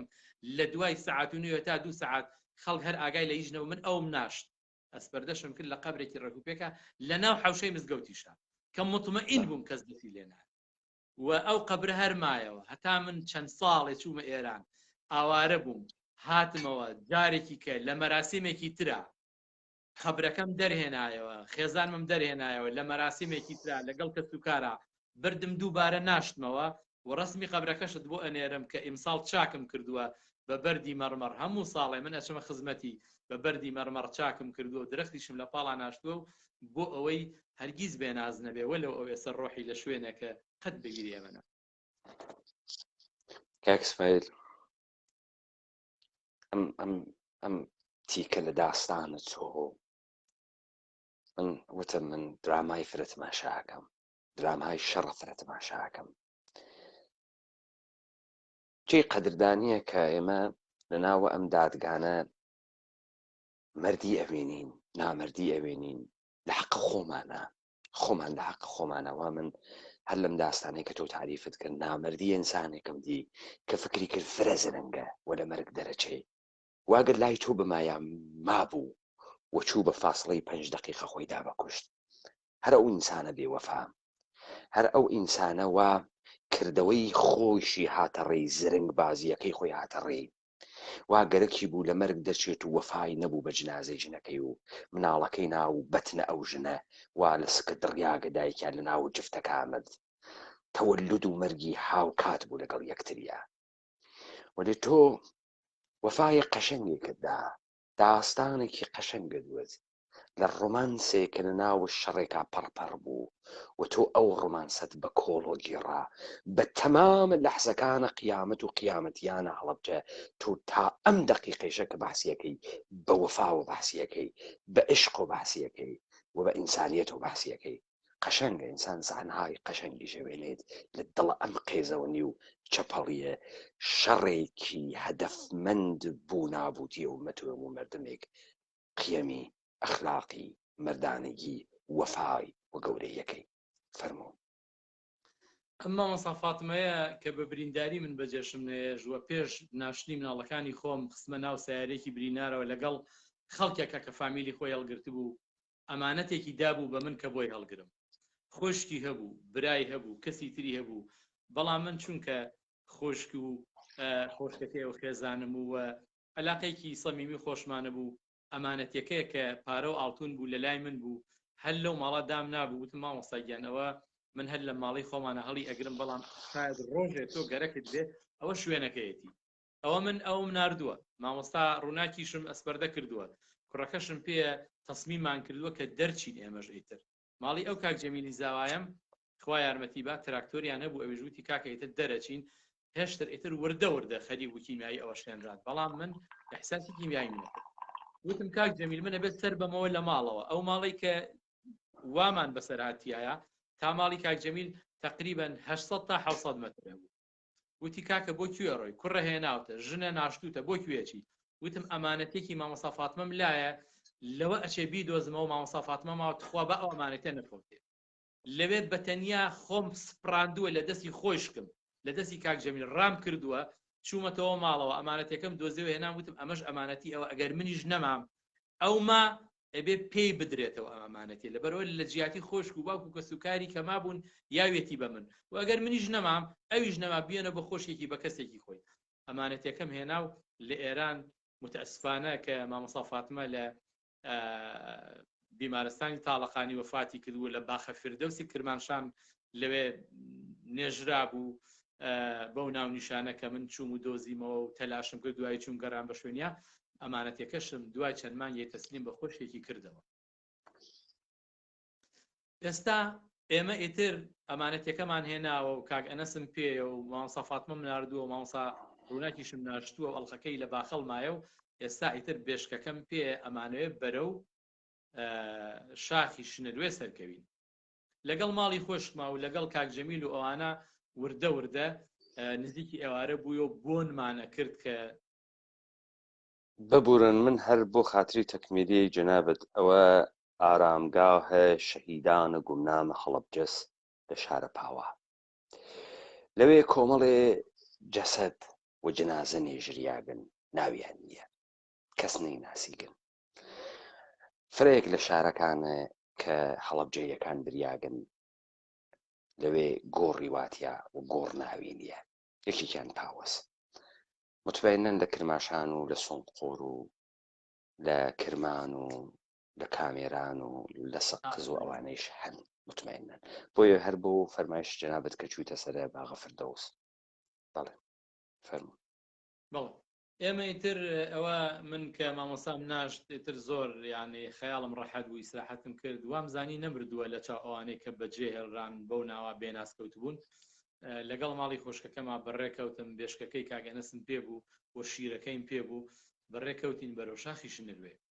تا چەند لەحزەیە کە ئێمە ڕۆشتین هەستمان کرد کە کیمیایی وەشێنراوە و خەڵک وەفاتی کردووە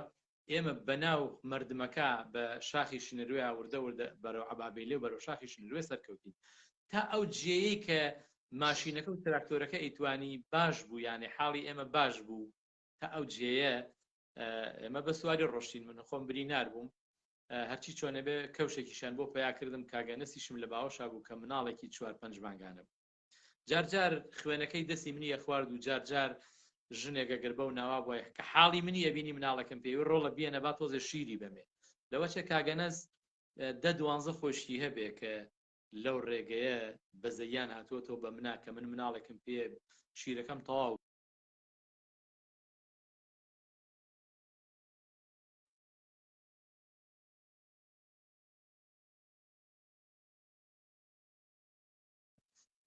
مەسیرێک بێشکەکەشم بە کۆڵەوە بوو، دوایی نەمتوانی بێشکەکە ژەڵگرم، هەر خواخوام و کوڕەکاڵگرم لەبەرەوەی زەخمی بووم.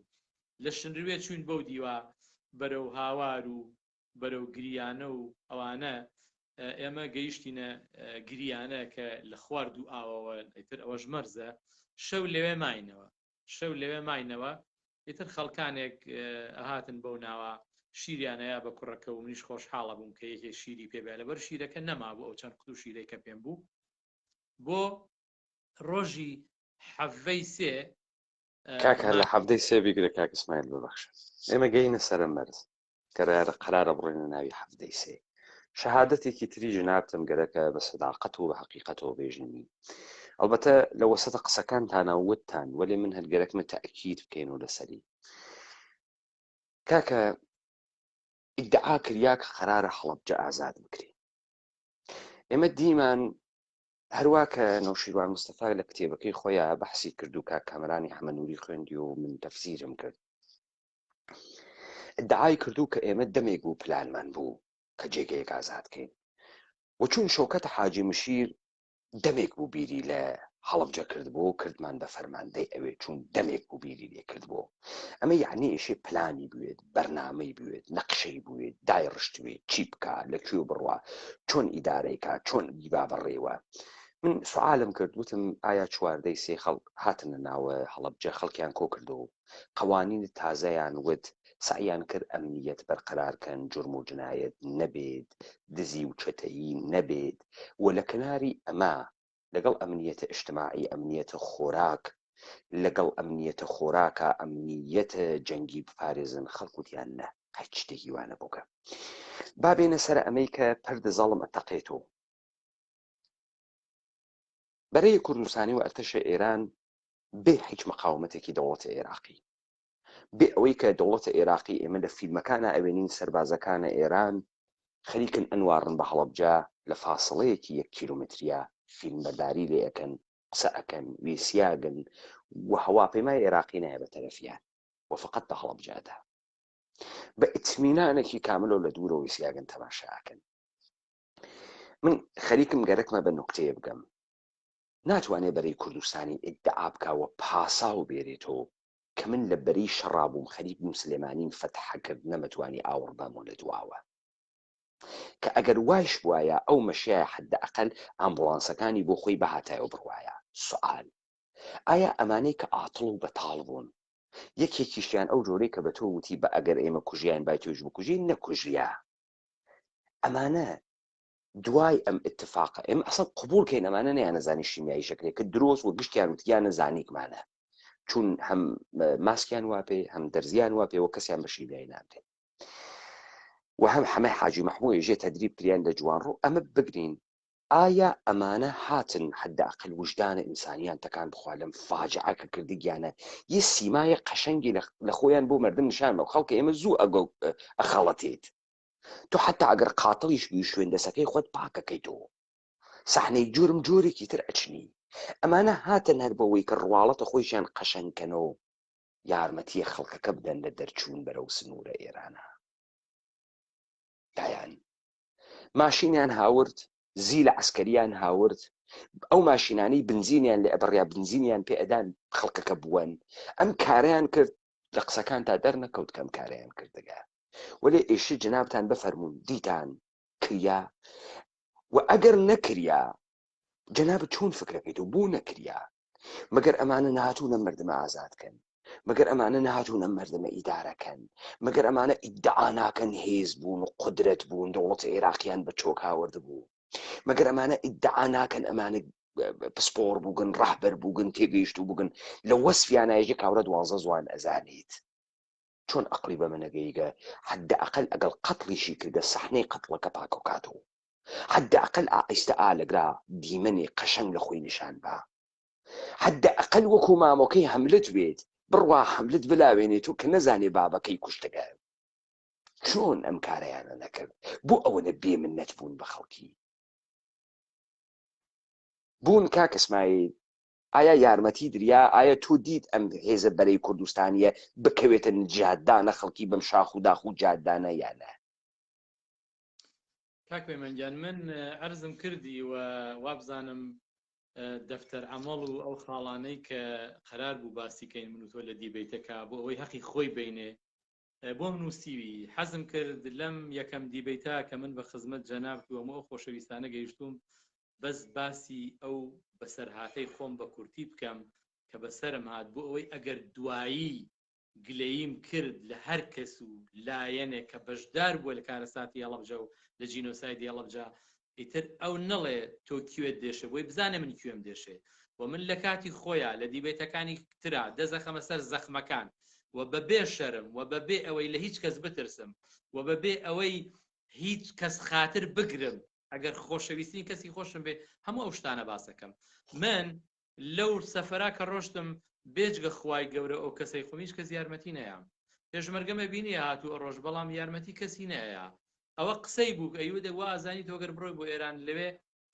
کراسی پولەکە دێنێ بەڵێ من گەیشتمە دواو هیچ کەسم نەبین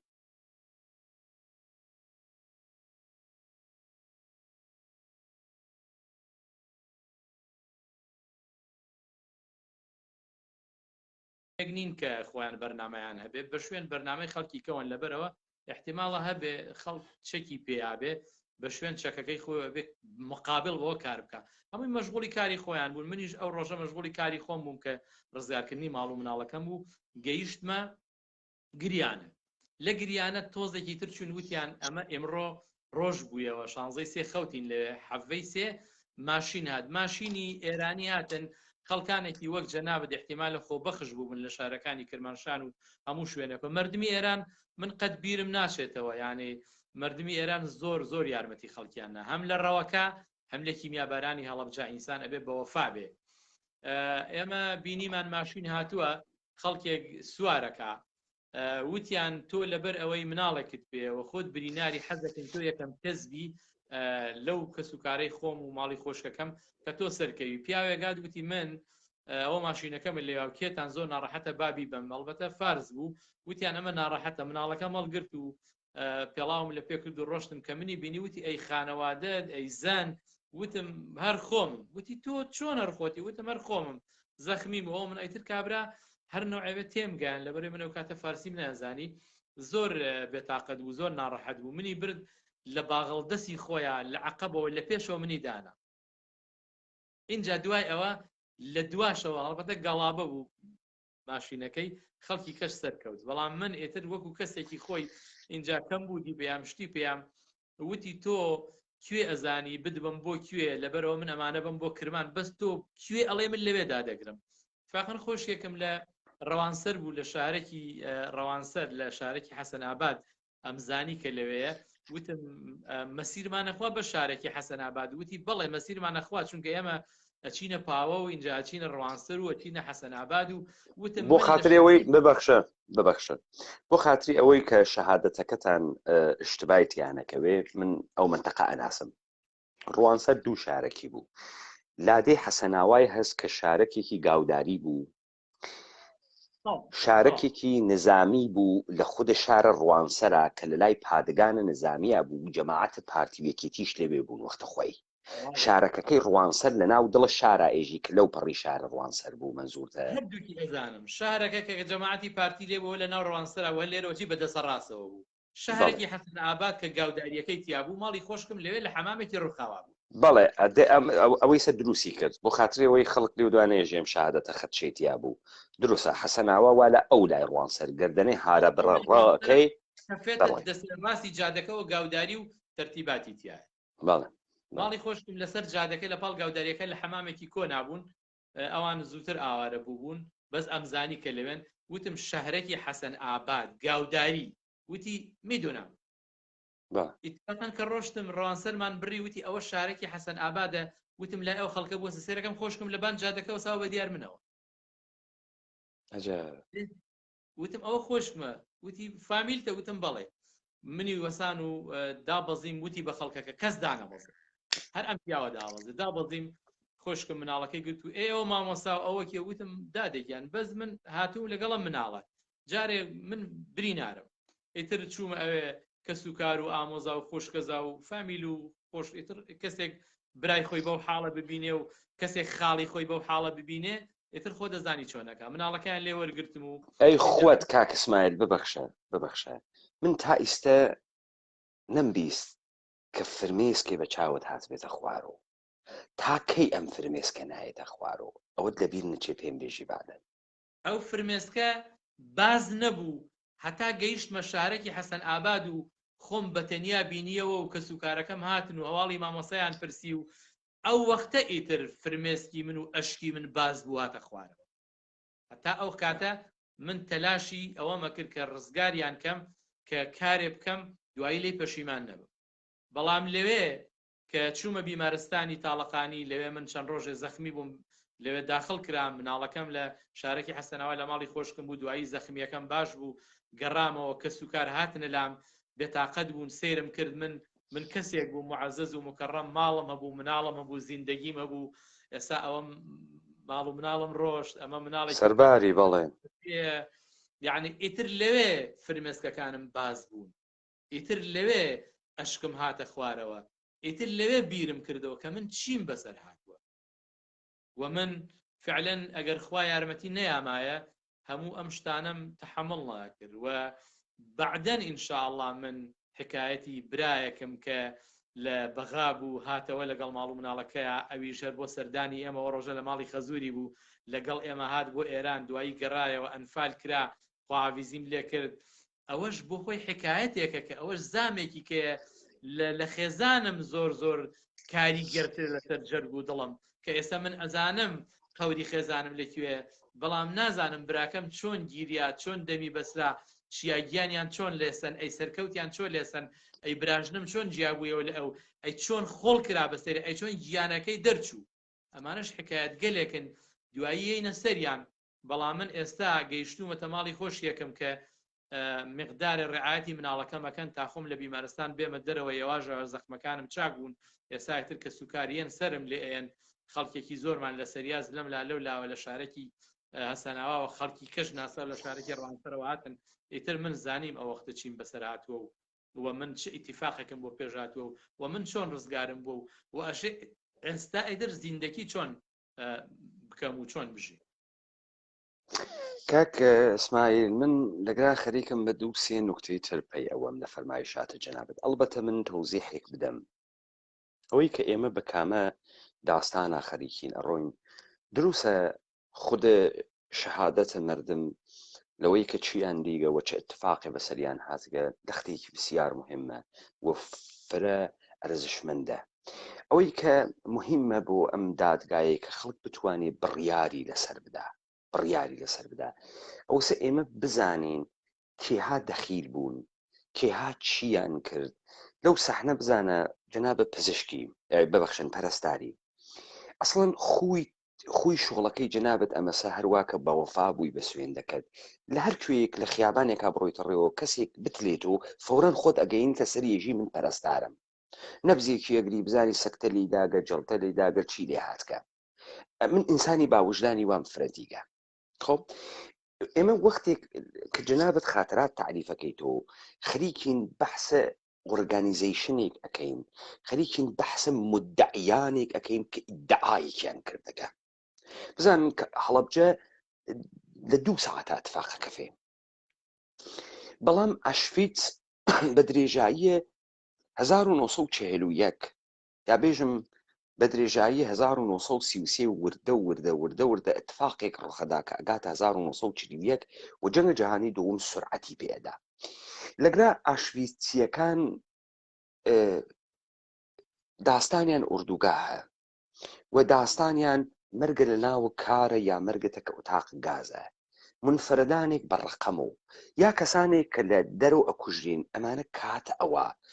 مەسەلەن جینۆسایدەکەی ڕواندا 8 مانگی پێچێت و دانە ئەمانە ئەکوژرین هەڵەبجە لە فاصڵەی نیوەڕۆیەکە تا ئێوارەیەک وای لێتێ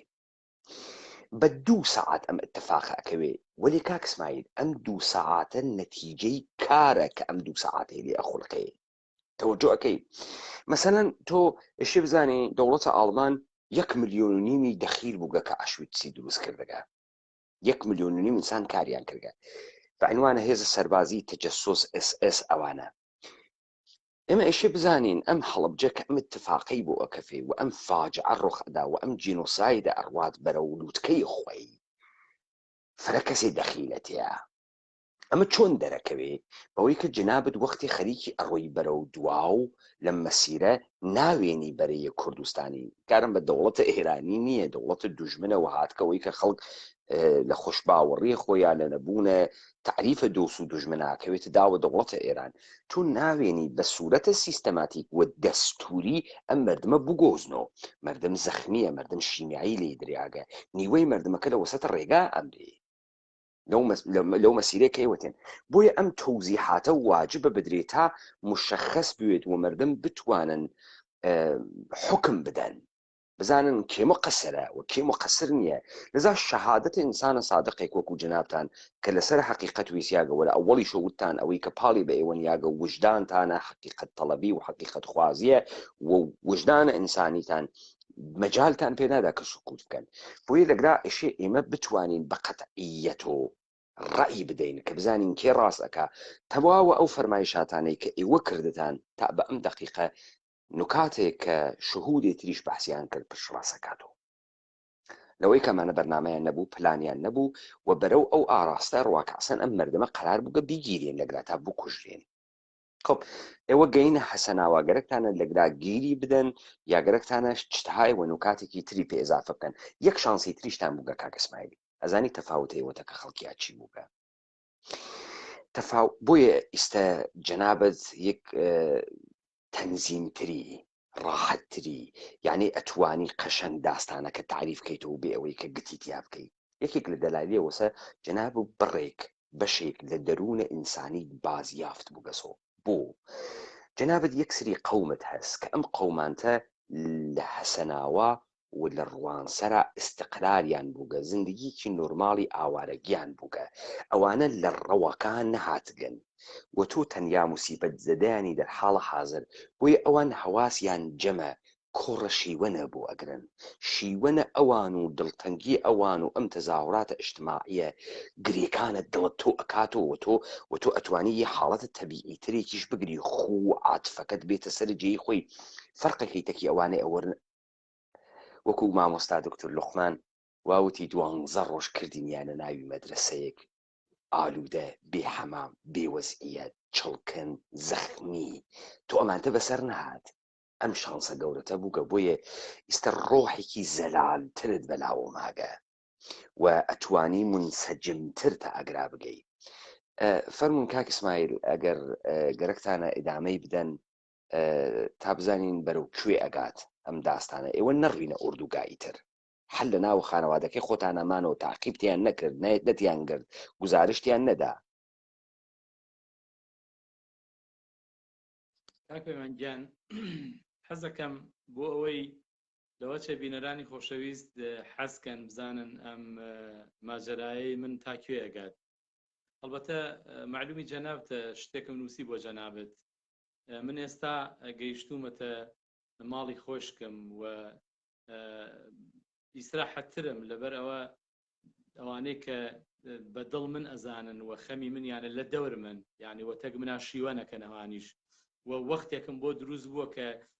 بگریم کە ئیتر فرمێسکەکانم بێتە خوارەوە کە دڵەکەم خاڵی کەمەوە مقدارێک و ئەو کاتشم بۆ دروست بوو کە کوڕە جوانەکەم ئیتر مەمکەکەی پڕە لە شیر هەکەی گریا 4-5 خۆشکەزان بە یەک جار هەڵەسنەوە بۆ سەری باوەشی پیاکەنەوە بن بە قوربانی مقدارە سەبوریم بۆ هات. خەڵکی کەش ئەبرێ بۆ کرمان، ئەبرێ بۆ ئۆردوگاکان، ئەبرێ بۆ کەرەنتینە و لە مەدرسەکانە کەرەنتینە ئەکرێت. ئەمەش سەبوریەک بوو خۆی گەورە ناردی بۆ من لێرە ئەوەسم ئینشاءڵڵا ئیدامەی چوونە ئۆردوگا و دوای ئەوە دامەزراندنی من لە بیمارستانی کامیارانە. اینجا ئەو ئیتیفاقی کە بۆ من پێشهات ئەوانەی کە کیمیاییان و نامپاڵمیان خز بەسەر ژن و ماڵ و مناڵ و کارەکەی منە سیان لەو خەلەبانانە هاتنە بەردەسی من و من بەرخوردم چۆن بوو لەگەڵیانە و من چیم پێوتن و من چیم کرد و بەرخوردی حکوومەتی ئێرانی چی بوو و من چەند سەعات لە تێکیان نابووم. اینجا دوای ئەوە ئەم سەدایە لە ئێرانە، لە ئۆردوگاکانە، لە خەڵکی هەڵەبجا چۆن باسکرا ئەمە هەمووی من یعنی لە ماجەراکا بووم من لە وەسەتی مۆزوعەکە بووم ئەمە مۆزوعێکە زۆر بێت تیشکی بخرێتە سەر و زۆر خەڵکی هەڵەبجە پێویستی پێێتی و زۆر خەڵکی ئێمەوە خەڵکی بواری پزیشکی پێویستی بەوەیە کە من چیم کرد لەگەڵ خەلەبانانە ئەمە مۆزوعێکە لە کاتی خۆیان باسیەکەین دواتر هەڵەبجە بۆ هەڵبژێرا بۆ هەڵەبجە انتخاب کرا هەجومی بۆ بکرێ کێ بوون ئەوانەی بەشداریان کرد لە هەجومی هەڵەبجە و ئەوانە کە هەجومیان کرد چ بەرنامەیەکیان نەبوو ئەوە چیان بکردایە و کێ بوون مقەسیرەکانی هەڵەبجە و ئەبێت چیان لەگەڵا بکرێ و ئێستاش خەریکی چینەوانێک کە بەشداریان کرد لە هەڵەبجە ئەمەش باسێکی کەیە دواتر گەڕانەوەی من لە ئێران اینجا داواکردنی من لەلایەن دادگای باڵای تاوانەکانی عێراقەوە کە من بچم شاید حاڵ بم لەوێ کێم بینی تەنها سەدامم نەبینی ئەلی کیمیاییم بینی سوڵتان هاشم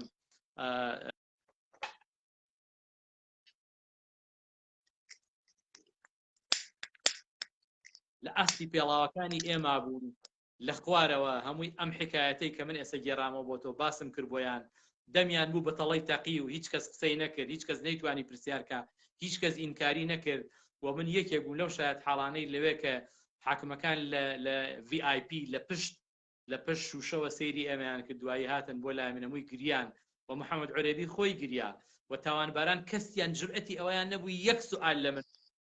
ئایا هەڵەبجە کێی کیمیایی بەسەرا کردووە و لەوێش خەلەبانێک لە پشت پەردەوە هاتوو شایەتیە ئەویش پشتڕاستی ئەوەی کردەوە کە من بەڵێ ئەوانە ڕەفیقی من بوون من لە قاعدەی جەوی گەیارە پاسەوانی ئەو سێ کەسە بووم ئێستا ئەزانم چیان بەسەراتوە کە ئەو کاک اسماعیلە باسیەکە و ئەو پیاگەی کە باوەشی کرد بە پێڵاوەکانی منە و بە قاچی منە و خێزان من بەشانەوە بوو ڕۆخەڵای بەو بەرەوە بووی خۆ بەم بەرەوە بوو ئەوەش برایەکی هەراتبوو لە دەرگای باڵای تاوانەکان وتی ئەوە برای من بوو ئەو پیاوە باسیەکە شاید حاڵێک و شاید گەلێک و پشتڕاستکردنەوەیەکی زۆر بۆ من دروست بوون کەمانە هەمووی کۆمەک و یارمەتی خوای گەورە و ئەو سەداقەتە بوو کە من هەمە لەگەڵ خەڵکو و لەگەڵ خوا حەزەکەم زیاتر لەوە سەرتان نێشێنم ناڕەحەتتان نەکەم لێرە لە شارێکی حەسەناباد بەجێتان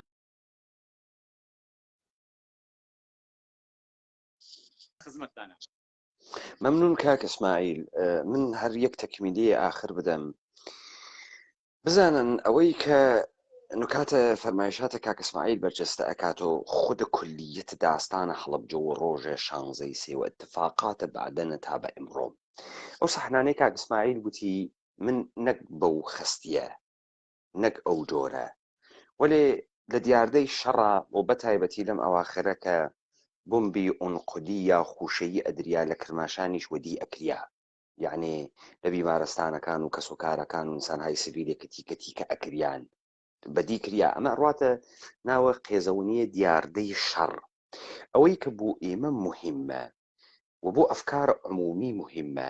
نەک ئەوەی کە دیوە قێزەونەکەی بە تەنها شەڕ دەرخین کە تا ئەم دقیقێشە کاک اسماعیل ئینسانێکی زیرەکە و کەسایەتێکی سیاسی ئەتوانێ بێژێ شەڕ هیچ وەخت لە جامعەی جەهانیا ناڕوات ئەگەر تۆ قینی لە شەڕ بێت شەڕ خۆشی لە تۆ دێ و هیچ وەخت لە تاریخە مدونە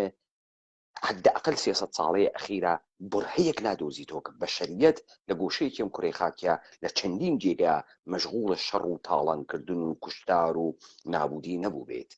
خاصە کە ئێمە دیمەنەکانە شەڕ ئەناسین وەلێ ئەمەی کە من حەز بە شەڕ ناکەم و خۆشم لێ نایێت و ئەم اتفاقە ناکەفێ ئەم اتفاقا کەفێوە تۆ بەرنادات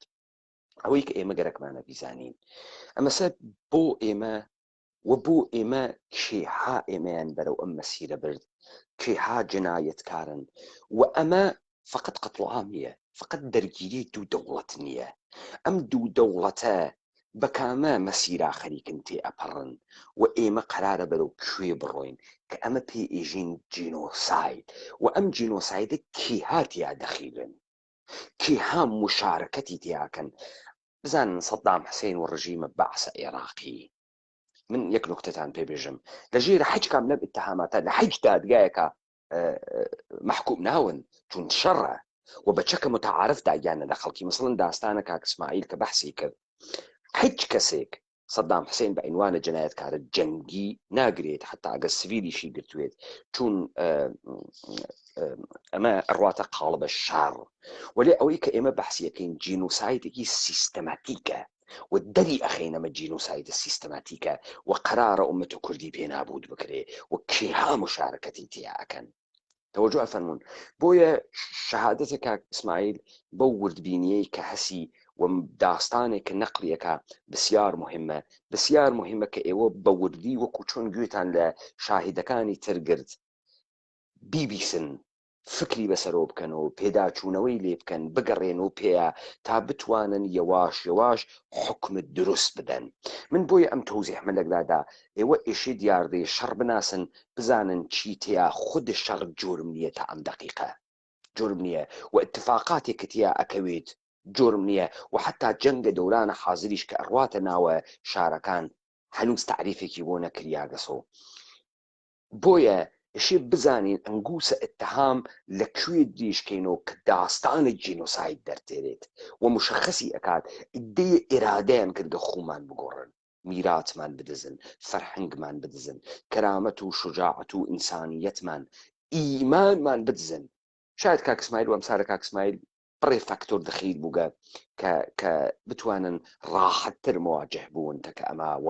حداقل یە بازیافتێ و ڕیکاوریە بکرێن یەک هەبوونە ئەو شانسەی کە دیگەران نیان بووکە. دوو یەکسری باوەڕهایە بنەمایی و ئاعتقادی و ئیمانی نە ئەوەی کە ئیمانە فەردیەکە لە وجودە هەر ئینسانێکە کە تۆ بوێنی دیارە هەسی یان نێسی تەزویرە یا یەک ئارامشێکی باتنی و دەرونیە توانێت یەسی کۆمەک بکات کە ئینسان بتوانێت بەسرە خەیرێک لە مەسائلات تێپەڕێ. باشوەت مەمنون کاک ئیسماعیل،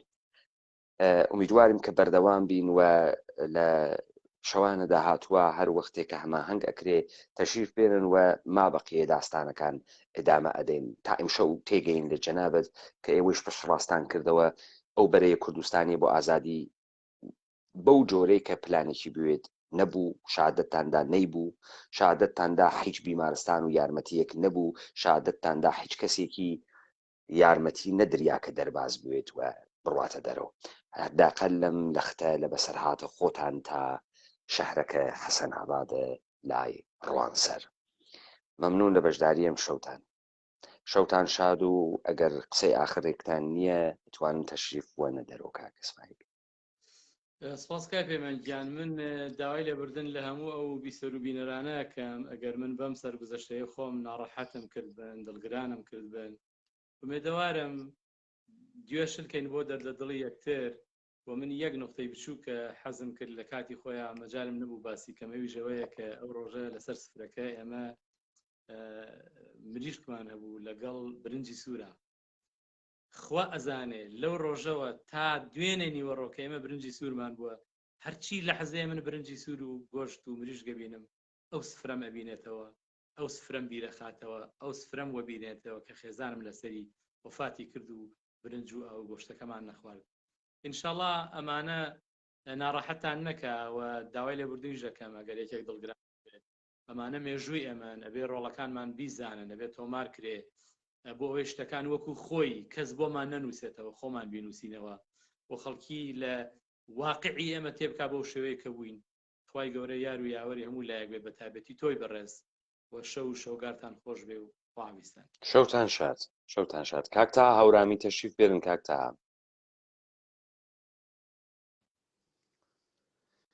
کاکتەها ئەگەر دەنگم ئەبیسن تەشریف بێرن کە ئێمە یەکسری بەحس ماگەتە کە ئێوە بە کورتی کاکتەها و کشێ تەشریفیان نییە.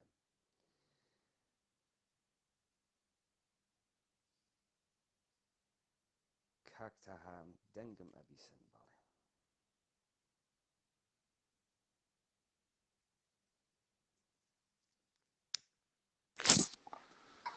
کاکتای هەورامی وانە کاکتای خۆسرەویستی. سلام کاک پەیمانی بەڕێز خۆشەویست، دەنگم دێت؟ بەڵێ کاکتا دەنگت بە باشی تێت و ئومیدوارم شرایطت مناسب بێ بتانی لە گفتگۆیەکی چەند دقیقەیە بەشدار بیت. ئەرزم بە حوزورە جنابتان من پێشەکی کە لەگەڵ ئێوە دەست پێ بکەم ئێشێ دووسێ نوکتە بۆ بینەران و بیسەران و ئەوانەی کە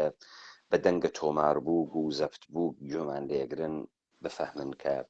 ئەم دادگا چیها بۆ ئێوان مشەخەسەکات و بزانن خەڵکی کوردەوار هەر مردنێک و هەر کوشتنێک لە ناوی شەڕە لە ئەو شتێک کە پێی ئێژن حقوق بینالملل و سازمانە ملل متحد و ئەوەی کە ئێوە باوەڕتان پێسی ناڕواتە قاڵە بە جینۆساید دەربێترین حاڵەت یا پێشێرکردنە مافە مرۆڤە یا جنایەتە جەنگیە بەرعەلەیه مردمە سڤیل کە لە فرە جێگەی کۆمەماشاتە سیاسی لەسەرا ئەکرێ با بزانن قەزیەیە ڕواندا سازمانە ئەمنیەت یا سیکیۆریتی کانسڵ خۆی کرد بە گێل و دەخاڵەتی تیانە کرد و 2 ملیۆن ئینسان کوژیان لە ڕواندا تووتسیەکانیان بە ئەڕە کوشت و بە هەڕە قاچیان ئەوڕین و ئەم شتەی کە ئێوە پێئێژن جامعەی جەهانی هیچ کارێکی نەکرد با ئێمە فکر نەکەینەوە کە هەر جۆرە مەرگێ لەم جەنگا کە ئەتوانێت دیاردەی قێزەونە شەڕ دەربخات کە کاکتەهای هەورامیستە ئەتوانێت دەیان خاترە تعریف کاتەوە لە ڕفیقەکانی کە لە پاڵی دەزیا دڵ ڕوودایان تێتە دەرەوە کە لەی سەریانە تەقێ بە فیشەک چون لە جبهەی شەڕاو بووگە ئەمە ئەڕواتە دایرەی جۆرم ئەوەی کە ئێمە و ئومەت و کوردی ئێشێ بزانێت جۆر شەڕ لە هیچ کوێ ئەم حقوق بینالمللە و ئەم کشوەرانە دنیا بە عنوانی جۆرم تعریف نەکریا گەسۆ لە شەڕیشان نقڵنەوات بەش ناکەن بۆمب و موشک ئەدەن لە یەکتری حداقلی هاتکن سڵاحای کوشتارە جەمعیان لە پرۆتۆکۆلهایە کە کەسانێک کە ئیلحاق بووبن پێی منع کردگە کە دەوڵەتە عێراقی پرۆتۆکۆل ئستفادەکردن لە چەکە شیمیایی تا ئەم دقیقە فکرکە مەمزا نەکردگە و لە زمانە سەدام حوسێنی شامزای نەکردبوو ئەمانە بگرن ئەوەی کە بۆ ئێمە مهمە بە تەنها شیمیایی نییە بە تەنها مردنە ئینسانەکان نییە ئێمە ئیشی بزانین ئەم جۆرە مەرگە و ئەم اتفاق کە بەسەر ئێمەمانان کەوت جینۆساید بوو یا ئەڕواتە بەرەیە فقط شەڕ و ئەمە سیستەماتیک بوو بیری لەسەر کریا بوو یان نەخێر هەروە کارەسات بوو اتفاقی بوو نەخۆی و کەوت ئێمە هاین بەشوینە ئەمە کە ئەم جۆرمە دەربخین و ئەمە لە بەسەرهاتە ئینسانەکانە دەرئەکەوێ و لە گزارشێکە لە زیندگیانە دەن تەبیعەتەن ئەم زندگیە پڕە لە فرمێسک لە خوێن لە لاشەی تیکە کریاک لە نانە نەخوریاک لە دەسە بڕیاک لە دیاردەیە متەجاوزینە بە جنازە متەجاوزینە بە جنازە و کاکسمایی لە بەڵخەیی جنازەی ژنە جوانی لە تەجاوز ڕزگارەکە و ئەو وەفایە ئەوێ لە حەقە ئەو ژنە خۆیەوە لێ ما بەقیەکە بە یەک و دەسە جەمعی مردن فرسەتیان نەکرد کە نیشکەکان و ژنەکانیان لە تەجاوزگەرانە بە جنازە بپارێزن بۆیە مهمە کە بە دقت و ئەم دادگا تەعقیب بکەن و مەسیرەکەی بزانن بەرەو کوێ ئەڕوا کاکتای هەورامی بەخێر بێن سڵاو کاک پەیمان ئێوە مەجالێک پیاکەن دیسانەوە خۆتان معڕەفی بکەن هەر دەفعەکە شرکت ئەکەن و من گەرەکمە بڕۆمەوە سەر اتفاقاتێک دەرمەوردە پێشمەرگەکانە حیزب دموکرات بەحسەت کرد و چەند سوالتان لێ بکەم سەرچاو بەڵام کاک پەیمان من جارێکتر ئەڵێم ئەوڵان سڵاو بە هەموو بەشداربوانی دەبێتەکە سڵاوم هەیە بۆ ئەوانەیش کە لە داهاتوو تا دیسان ئەم ڤیددیوانە چاو لێەکەنەوە بەرحاڵ من ناوم تەهایە تەهای شۆشمەی یا هەورامانی کە ئەڵێم هەورامان قەستی من بەڕاستی لە هەورامانە کە هەورامان ئەمڕۆ ئەگەر ئێمە چاوی لێ بکەین دابەش بووە بەسەر دوو بەشی خاصی دوو ئەتوانم بڵێم زاراوەی خاسا کە جاف و هەورامین وەکو بڵێم چۆن عاشق و مەشق پەیوەند لە ناو یەکا تێکەڵ بوون هەورامان ئەمەڵەن ئەمڕۆ 50-50 هەنی هەورامان ئەنی هەورامی و جافە یعنی ئەکسەری کارم نییە بە تاکو تراکێک لە فارس و ئەم شتانەوەانە بۆیە ئەمە بە زەرورەتی ئەزانم تۆزێ بەم لەبەرەوەی هەندێک کەس خراپ لە من ئەوە تێگەیشتونەوەوانە پێشم وایە ئەوڵی نەفەر بوو بم دیاتر لە 30 ساڵە من ئەم لە قبم بۆ خۆم داناوە لەبەر بەڕاستی شۆرەتەکەی چند شۆرەتێکی زۆر ناخۆش خسرەوی ناوەڵە چیلا دەکێ شۆرەتەکە وەسە سوڵتانی تر چ فەرقێکی شۆرەتە بەرحاڵ قەشەنگێک خۆشم لێ نایە ناتوە ئەو کاتە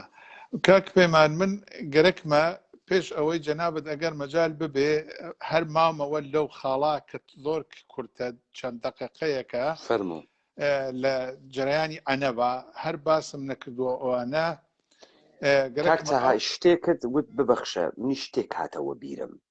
منیش ئێشێ داستانێک لە ئوردوگایەکا بێژم کە هەر کەسێ شاهد بووگە بێت بێژێتی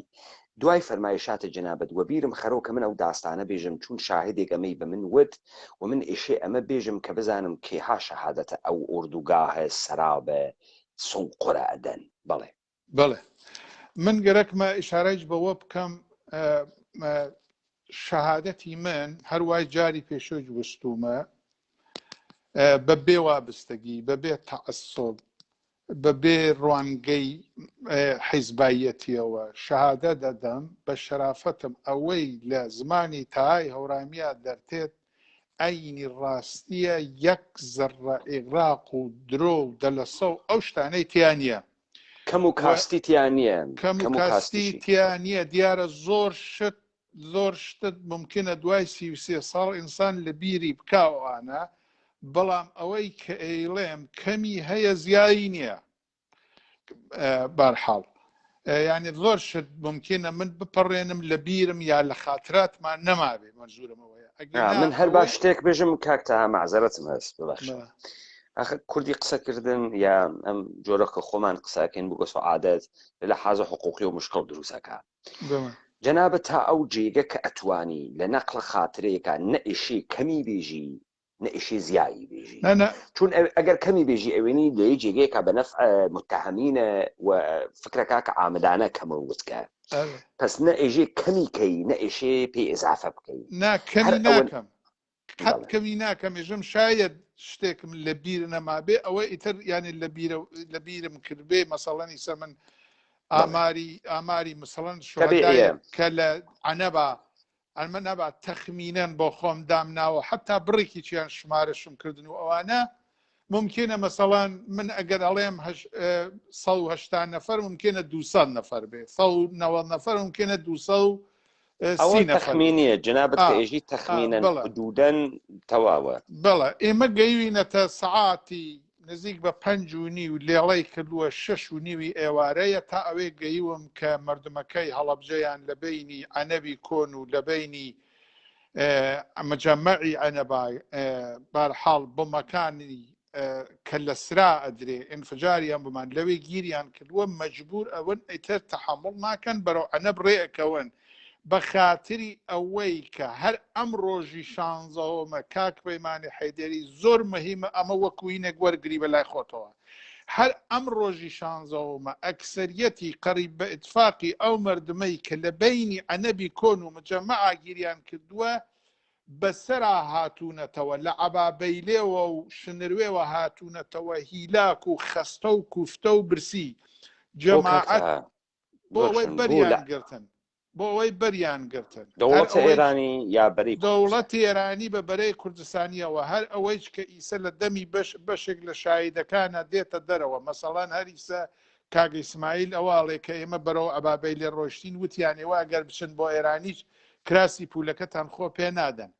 بەڵام ئەو ڕۆژی شانزەوەمە بەیانیەکەی مردمێک دەرچووە ئێوارەکەی دوای سەعات دوو ئەوانە بە زۆر گەڕاندونیانە تۆ بە ملی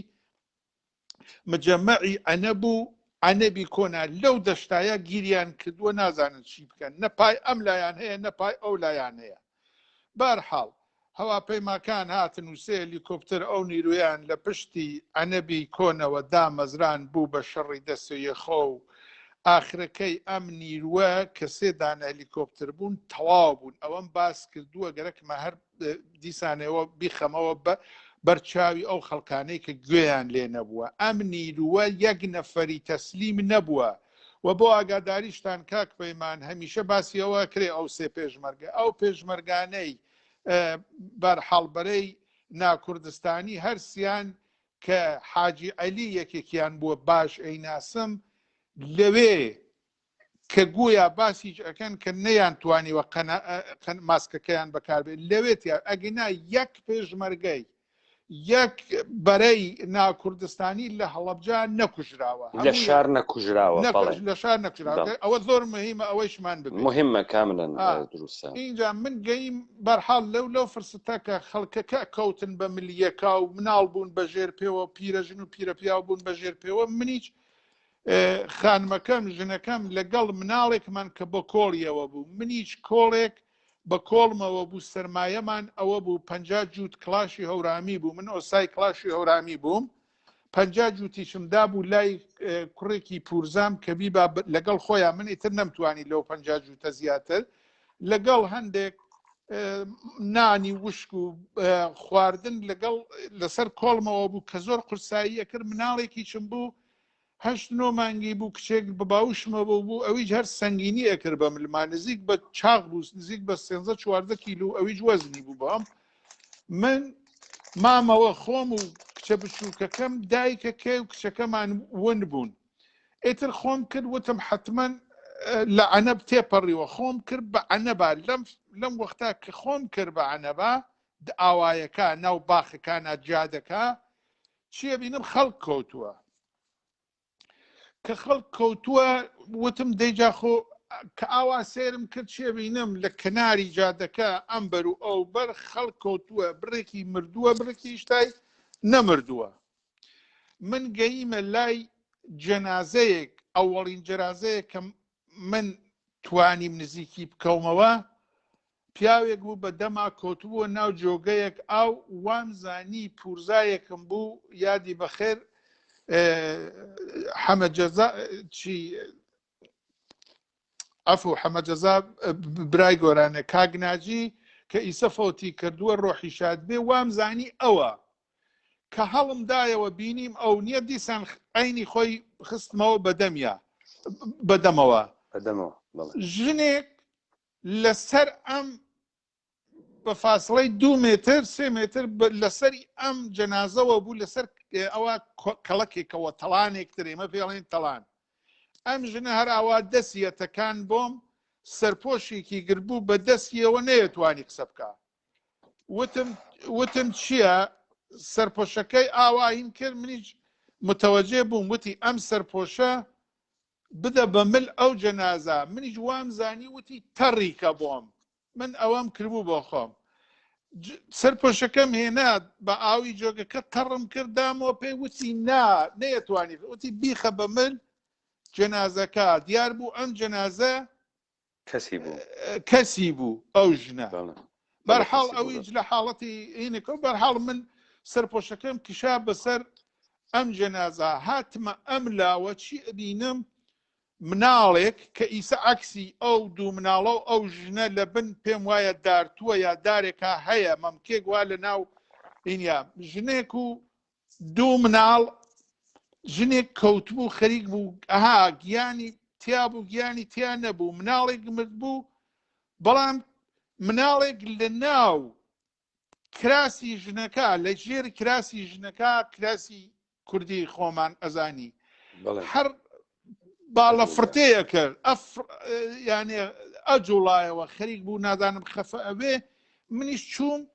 مناڵەکەی خۆم دامنا دیارە من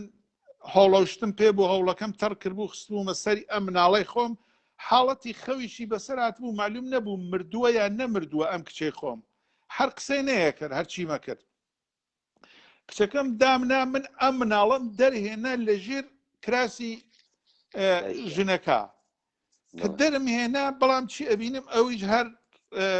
تۆزێ باڵە فڕنێ و ئاو بەدەمیا هاتووەوانە لە کناریا دامنا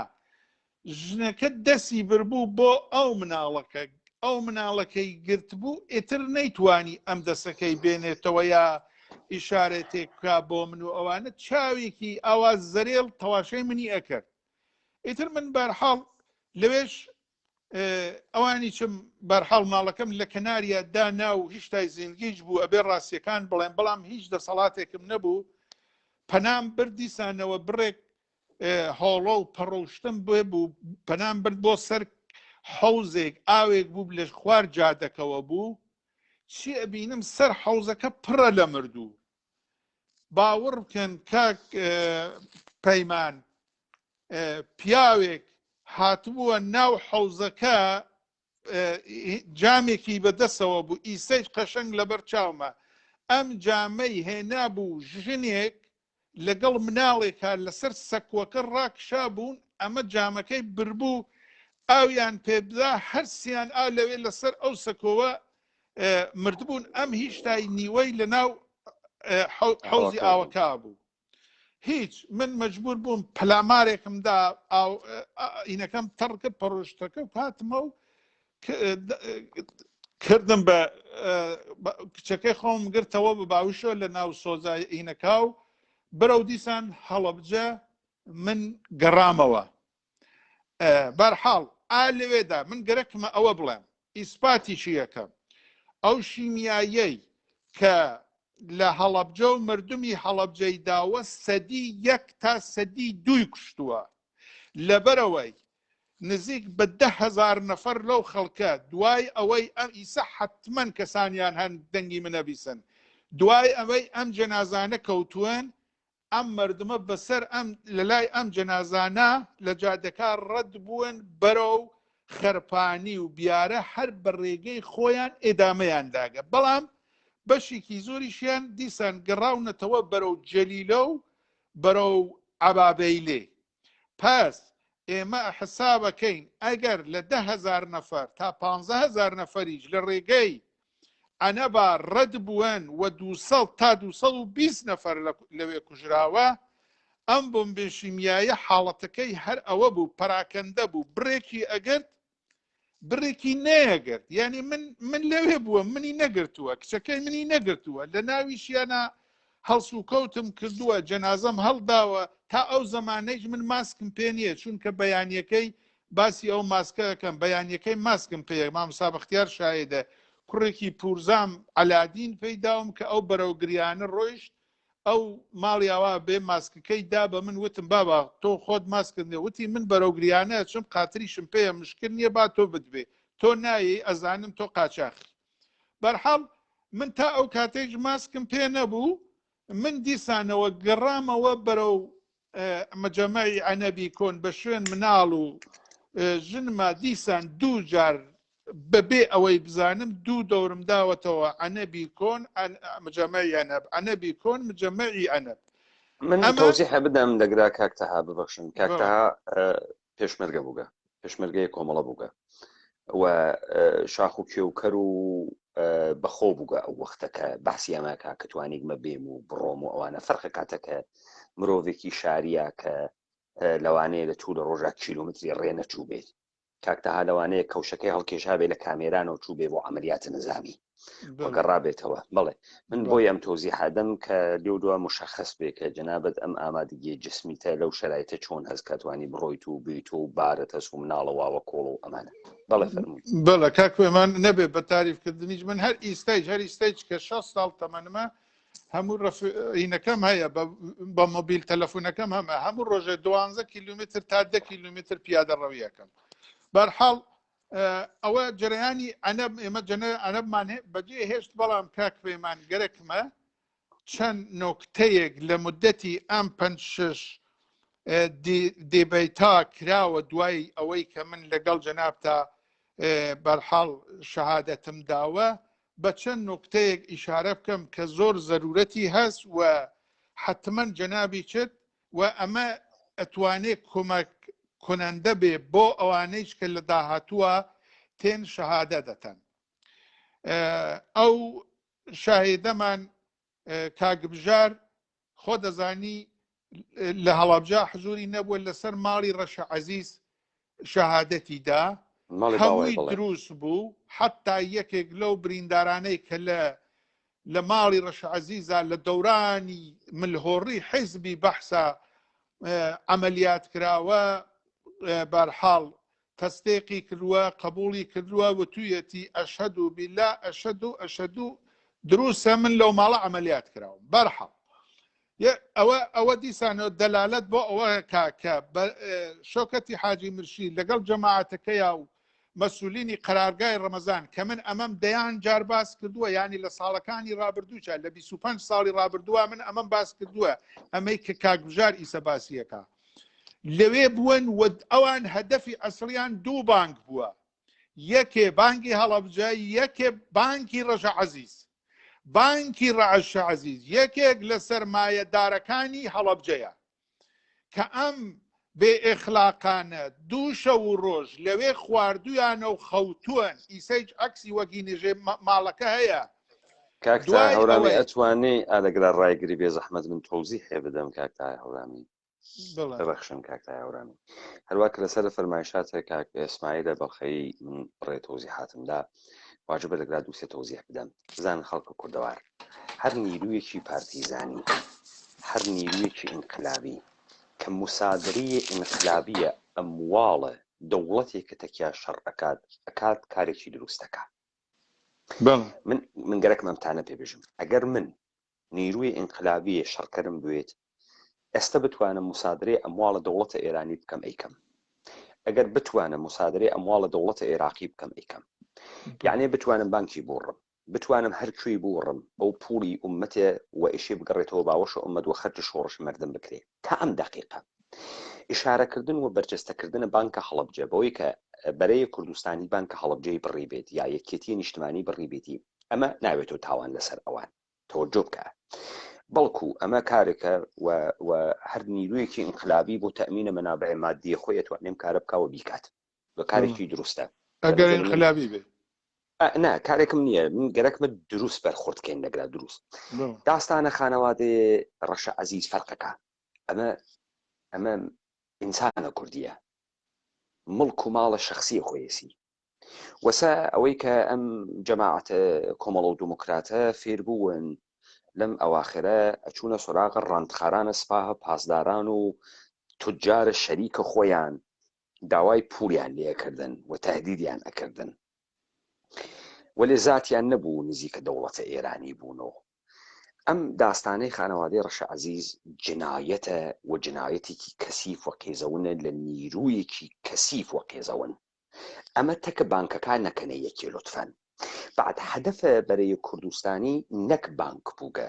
چون دەوڵەتە ئێرانی و ڕاحەتی توانی گویان بگرێت ئەمانە بەچە ئەوە نیەن کە هەدەفە ئەوان و مەئموریەتە ئەوان هێشتنەوەی تا ئەم دقیقە شەواهد وائێژێ هێشتنەوەی خەڵکە هەڵەبجە لە ناو شارە کە کوژیاگیان لێ بگیرێت و تەبیعەتەن ئالەگا یەکسری تاڵانکاری و غەنیمەت و ئەمانی شەتێت کە بە تەبەع ئەمەوە دوای کوشتارەکە کە ئەکرێ و دوای فاجعەکە کە ئەخولقێت ئەمە سابت ئەکرێ گشتیەکەوێتە تاڵانکردن دەست بڕین قاج بڕین پەدیدەی وەحشەتناکە تجاوز بە جنازە لە تەرەفە نیروی مدعیە سەربازە وەتەن لە تەرەفە نیرویە کە مدعیە دەستی داگەسە چەکێکە پێی ئێژێ چەکە شەرەف و ئەمەی کە ئەمانە مقدسن عشقێکە کە بە ئەم مردمە و بە ئەم خاکە هەسیان تەوەجۆکەی ببوویەشی پێشمەرگە مقدس وێ پێشمەرگە ئەوێت و تەجاوزکەر بە جنازەی مردەگرت ژن کورد تەوەجۆکەی ببەخشە من ئارەگرا گرتم بەم تەوزیحە بدەم کە دادگا نەچێتە ژێرە پرسیار و ئێمە بە عەقڵیەتێک و کە حاکمیەت گەرێکی باوی بکا لە ناوە مردمە ئەدلەیە زەعیف بێرێ ئەدلەیە بێمەنتەق بێرێ ئەدلەیە کە ڕەوایی نییە لە هیچ محکەمەیەکە مەترەحی کاوە ئێمە بێن شیوەنکەین بەسەریەوە وە لە ئاخر و دەستمان بە هیچوی گیر نەوێت و حەقانیەت هیچ دەرنەکەوێ بەڵکو محکومیش بووین اتفاق نەکەوێ بەڵێ فەرمون کاکتا کاکە مستەفا لە شەهادەتی دووەم یا سوەمیەتی باسی دزینی ماشینێکی ئەکا لە جەلیلە کە مەراجعەی کردووە بۆ کەسانەی کە دزیویە وەختێک ئەچێ بەرەوڕوو ئەبێ لەگەڵ مەقەڕی جەلالیەکان لە جەلیلە ئەمە دوای چەند مات دوای جەرەیانی هەڵەبجە کاک پەیمانی عەزیز ئەو بەحسەی کە ئێمە ئیستە خەتوختوتی دادگاکە ئەوەیە کە ئەم کوشتنەی مردمی هەڵەبجە تەرحێک بووە لەلایەن هەر هەمووی ئەمانەوە ئیسە ئەمەت بۆ ئیسپات دەکا ئەمەی کە منەیڵێم جەباری فەرمانی مجرم و جەنایەتکار کە یەکێ لە جەنایەتکارەکانی هەر پێش لە جەرەیانی هینیچە ئەسەن تەوەر بەدەستەکە مەشهورە جەبار فەرمان لە جەلیلا بە دیاری تۆپی مستەقیمی ئەرتەشی عێراقەوە ڕوبەڕووی سێ ساغ وەستاوە 3 مانگ 4 مانگ دوای کوشتاری مردمی هەڵەبجە. ئەمە بۆ ڕوون ئەکاتەوە. بەخشە کەژێ ئەوێ وێسیاگە منزورتانەوەسە وارە تیڕەسە ئاتەشە عێراقا وەێ لێ نادا مردمی هەڵەبجە ئاوا ڕوبەڕوونیانە لە دوای پردەکەی زەڵمەوە لە دوای پردەکە ئەو بەری ئەرتەشی عێراقە سێ ساق و بەرزایەکان سێ ساق و تۆپخانەی سێ ساق خارج لە تۆپخانەکەی نیرویە هەوایی عێراق جەبار فەرمان تۆ لەگەڵ چەند دانە ماشین دز و بۆتڵ دز و مۆتۆر بەرق دز لە جەلیلە چی ئەەکەی بە کلاشی هەورامی و چۆخۆڕانکی ئۆتوکریاگ و یێخەی ئۆتوکریاگۆ ئەمە قسەی من نییە قسەی کاک مستەفایە کە چووگە لەوێ بینیگیە ماشینەکەیانی لێ سنگەسۆ کە دزیگیانە و حەشایچیان لێکردووە فەلای حەمەبۆر گەرەکی بووە نەیاتۆ پێ و ئەمانە گەرەکمە من ئەمە ئیسپات بکەم کە باباگیان هەدەفەکە فەقەت مردمی هەڵەبجە بوو هەدەفەکە ڕۆشنە کە دەوڵەتی عێراق دوای ئەمە دەسی نەبۆ نیرویەکی سپای پاسداران کە تیرە برق و نازانم ئینانە ئەبڕنەوە ئەدزن و دوایش بە هەلیکۆپتر مانگاکانیش تەنانەت کۆکەنەوە باس ئەمانە بە یەک بمبارانی هەوایی دەوڵەتی عێراق ئەگەر واقعان ئەمانە دژمنی دەرەجە یەک بوون و تەرحی هەڵەبجەیان بەدەسەوە نەبووە بە یەک بۆم جەلیلە خاپورەکە نەک مەقڕی یەکێتی لەژێر خانوویەکی گڵ کاکە تاهای هەورامی با من لەگرا شتێکی تر بێژم و بعد ورودکەین بە پرسیارەکان فەرمایشەکانت کرد بزانە یەکێک لە دەلائلێک کە تەرەفدارانە ئەم ئەحزابە خەریکە بەحسیەکە دوو نوکتەس کە ئێشی فەرامۆشینەکەی نوکتەی ئەوەڵ بە پارتی و بە ئەوانەی حرەکەی کۆنۆ بە پارتی و بە حرەکەی کۆنۆ بە حەسک و گەرەکیانە تەخسیرەکە بخەنە سەرە یەکێتی تەوەجۆ بکەن دەرسوورەتێکە ئەمانە لە ژێری یەک فەرماندەهیە یەک قەرارگا بە یەک فەرمان و بە یەک تەمرین نظامی هاتکن ئەگەر و دەسە گشتیان لەم تاڵانە لەم جنایەتەوە لە ئەم جێنۆسایتە حەس تێنە سەرە جنازە و تەجاوزە بە جنازە تێنە سەرە قەتڵە خانەوادەیە وجنایەتە خانەوادەیە ڕەشی عەزیز تێنە سەرە فرەیەک ئەمانە لەگرا ئەتوانێ بە تەنهایی ئەنگوسە ئەتهام بڕوا بە تەرەفە یەکێتیە نیشتمانی و پێشمەرگەکانی یەکێتی نیشتمانی ئێستاعرزەکەم کاک تا ئیجازە فەرموون لەگرا بە خاصی ئێمە بفهمین من وەختی ئێژم بەرەیە کوردستانی ئەوەی خبری هەسو ئتلاع نادا کە گویا ئیمڕۆ ئێمە وتمان خود بێ خەبەریەک کە ئەنجامی ئەدەن یعنی بەشێکە لەم جینۆسایتەکە توانێ کوشتە بگرێ پارتی حتا حزب شوعیە عێراقی تەوەجۆ بفەرمونون حزب شوعیە عێراقی گەرەکێسی لەگران نەقشە کوڕە پێغەمەر بازیکە بێژێ من بەشداریم نەکرد لەبەرەی کوردستانیە تەوەجۆ ئەفەرمی وەلێ حزب شوعیە عێراقی ئەوەنە ئاگاهیە انقلابی نەدا بە مردمەکە کە چۆڵیکەن نەیدا بە مردمەکە کە چۆڵیکەن و ئەمە خیانەتە بە مردم بوو مردم نەیگەرەکە تۆ بڕۆی لە کوڵە سوچێک و تەقە بکەی لە ئەسقەرێکی عێراقی تۆ ئێشێ مردم لە تەوتەئەیەکی گەورە ئاشکار ئاگاه بکەیتەوە هەروە کە من بۆ ئەوانەی کە ئیماندارن و باوەڕیان هەست بە دەقە دینیەکان یە تاریخێکم وت کە بەحسە تەرۆرە محەممەدە پێغەمبەرە ئیسلامەکرێ و ئیشان خەبەردار ئەوێت و عەلی بن ئەبی تاڵب بخاتە جێگەکەی خۆیوە ئەگەر خەبەردار نەبوایە تایفەی قوڕەیش کە قاتڵینی جەمعیان هەناردووە سەری کە هیچ کەسێ نەوێتەوە قاتڵە سەرەکی محەممەد بن عەبدوڵڵایان کوشت بوو و داستانە پێغەمبەریەت لەوێ تەواو بوو و ئیسلام بە هیچ کوێنێگەی من بۆ ئەمە ێژم ئەوانەی کە خەبەریان بوو و ئەیانزانی و خەبەریان نەدا بە ئەندازەی یەکێتی نیشتمانی تاوانبارن با بزانین کاک تا مردمە ئێمە سادەن مردمە ئێمە قەوانین ناناسن من جنابتم گیردا گازانم عزیەتی شەوی وەێ با من ئەم لە نا من ڕاحەتم بزانە کاکتا هەورامی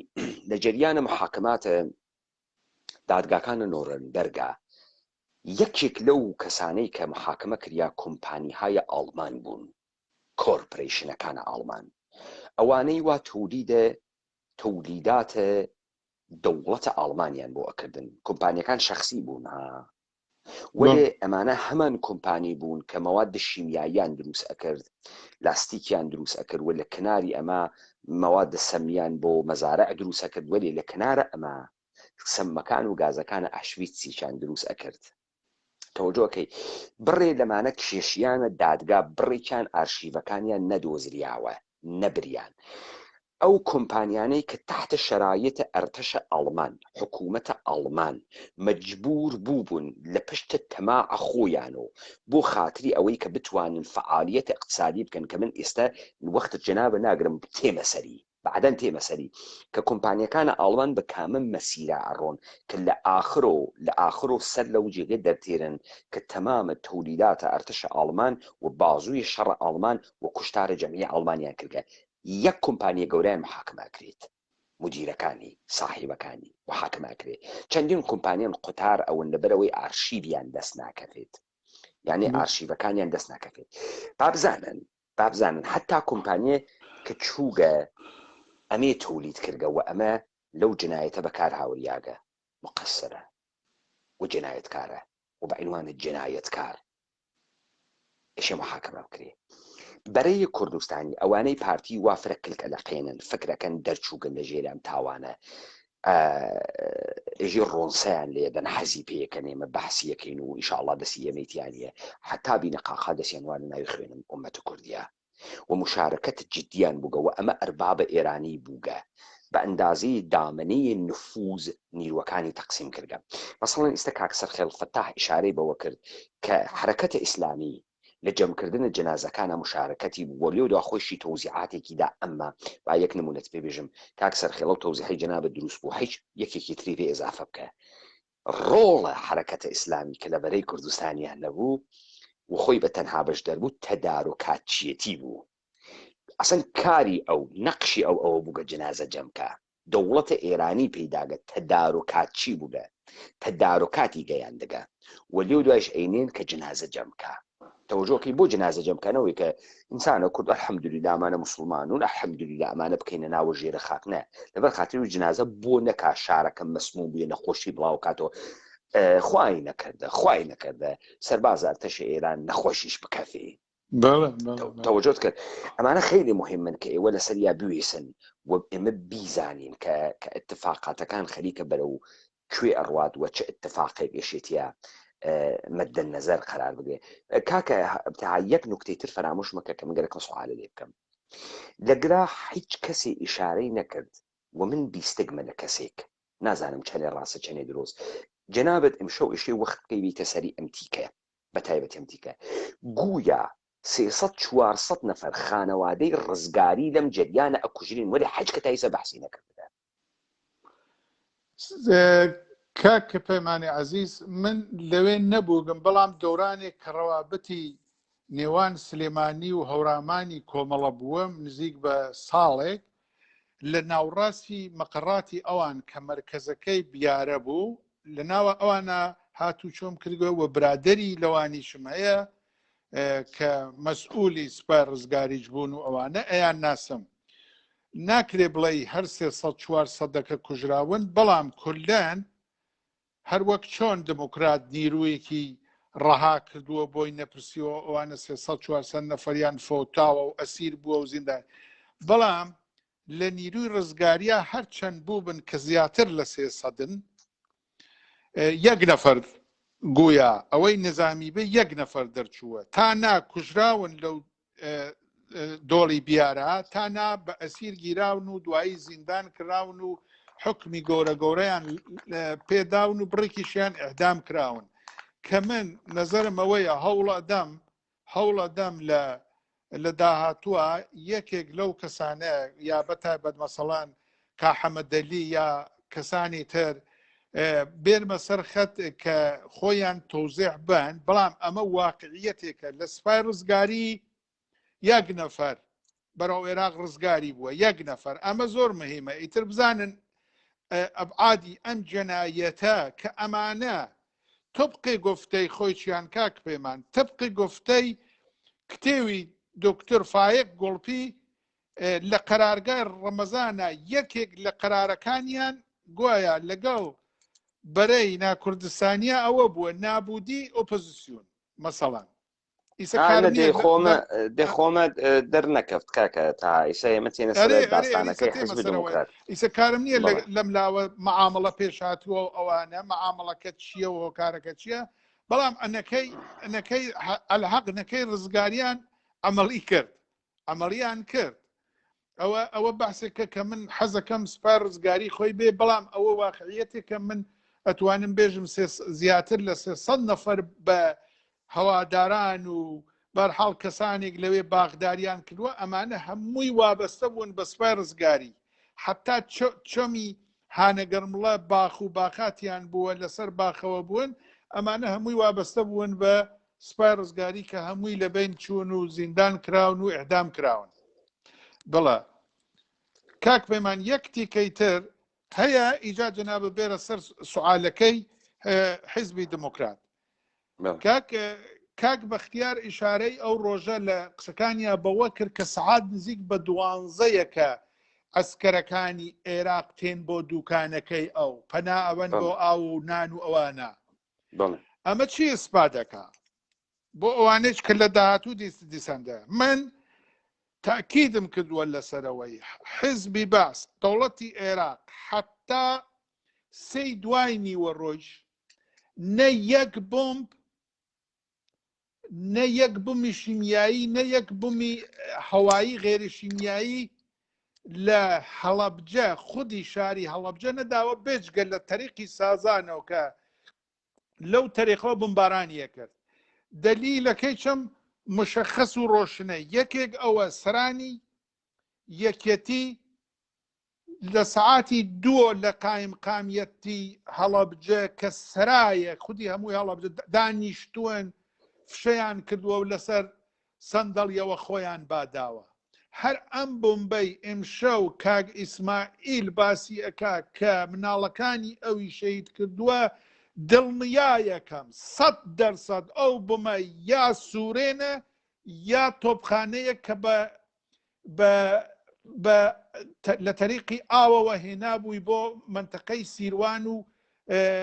ئەو منتەقەی هینە سازانە. لە دوو تەرەفەوە تۆپخانەی ئێران خەریکە ئەسەن خەریکە جمهوری ئیسلامی و تۆپخانەی جمهوری ئیسلامی کە سەدان نەفەری لە هەڵەبجە کوشتووە بە فەرامۆشی ئەس پێدرێ، یانێ بەرنامەیانەوەسە تا سەعاتی 3 دوو سرا هیچتای بە تەواوی تەسلیم نەبووە، بەو دەلیلەی کە تا تەماسی ئەمانە لەگەڵ دەوڵەتی عێراقا هەر وەک چۆن تەماسی سێ هێلیکۆپتەرەکە قەت بوو لەگەڵ عێراقا هات لە شوێنی بۆمی شیمیایی داخست، دەوڵەتی عێراق بۆمی لە سرا و نە بۆمی شیمیاییە تەواوی ئەو نورەفکەنانەی کە مردمەکە پێی وایە شیمیایین تۆپهایەکەن کە نور دووکەڵێکی سپی لێیانۆ تێتە دەرەوە و بە تۆپێک کە تۆپ ئەخا ئێژێ ئەو شوێنە بخە، ئەو شوێنە بخە. ئەمانە نورەفکەنایەکن کە بە وەسیلەی دیدەبانەکانی جمهوری ئیسلامی و یەکێتی نیشتمانی بەرەی کوردستانی هەمویان کۆمەک ئەکەن بەو شوێنانەی کە تۆپیان لێ بخەن. هەر بەو دەلیلەی تا ئەو ڕۆژەی دوای سەعات 5 و 6 یەک دانە پێشمەرگەی بەرەی کوردستانی لە هەڵەبجە نە بە تۆپی نە بە بومبی عێراق نە بە تۆپی ئێران نەکوژراوە. عەزیزەکەم تەواوی ئەو تۆپانە تا سەعات ئەزانێمە چی پشڕاستەکاتەوە تا من چاخانە گەورەکە بۆ دەرخەم.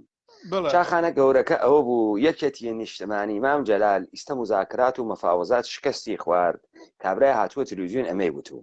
مفاوزات شکستی خوارد چووی تۆ بە چەکە قورس لێ ئەدەین وەلێ دوژمن بێری بە چەکە شیمیایی لێتدەین ئەم تیکەتە دی کوا سەدام حسێن بۆ وعدەی خۆتە نەوردە سەرەوە بوو بە چەکە شیمیایی قەرە چووی ئەم هێزە چەکدارتە نەکرد بۆ بنەنەوەڕی تماشاکە خۆ نەیوت خەڵکە ئەو شارە کە تۆ ئەڕۆیتە ناویان ئەیکوژم وتی تۆ ئەکوژم وتی چەکە شیمیایی لە تۆ ئەدەم تۆ لەگرا خەڵکە هەڵەبجە نییەی بەرەی کوردستانی ئێوان یەکێتیە پارتیە حرەکەتە و حسەکە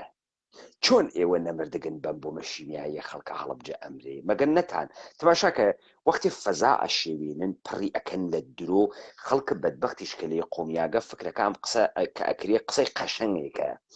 سەدام حسێن اختاری پێیاندا و ئەمان بوون و باعث نە سەدام حسێن اختاری بە خۆیاندا وتی خۆتان ئەکوژن بە بۆ مشیمیایی دەی بۆ خۆیان بە بۆ مشیمیایی نەکوژریان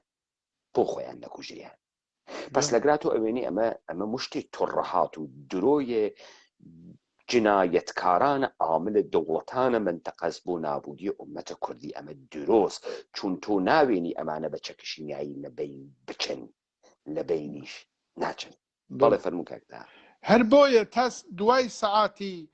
4:05 شەوکەتی حاجی مرشید لەگەڵ ئەو هێزەی کە لە ناوڕاستی هەڵەبجا بوون پێش بمبابارانی شیمیایی لە عەنەبدریاگە پای پیان ناگە بەرەو تەوێڵە چووە دوای تەخڵیایی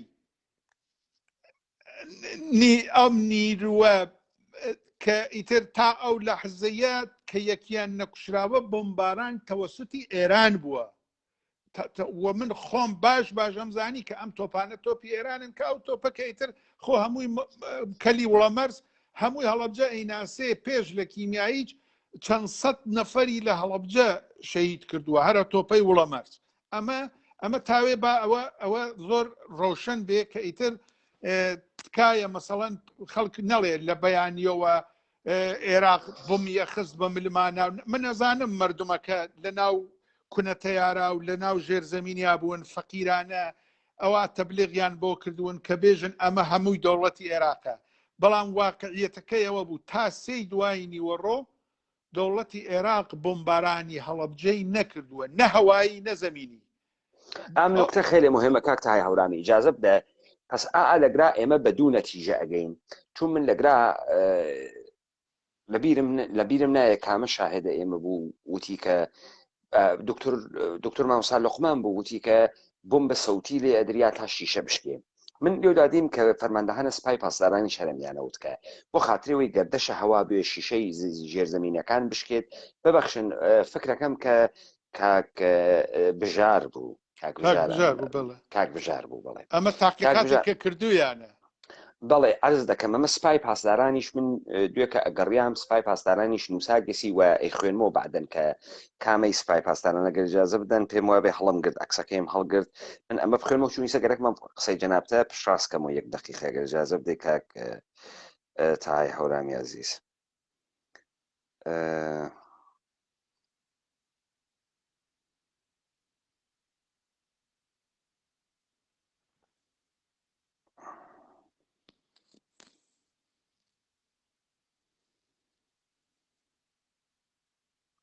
خب بۆم پەیدا ناکرێ ئەم دقیقە ولی سپای پاسداران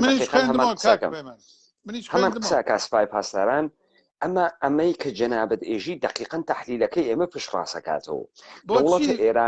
دەوڵەتە ئێرانی هەڵەبجە ئەکوتێ لەبەرەوەی خەڵکەکە پەنا بواتە ژێرزەمین اتفاقاً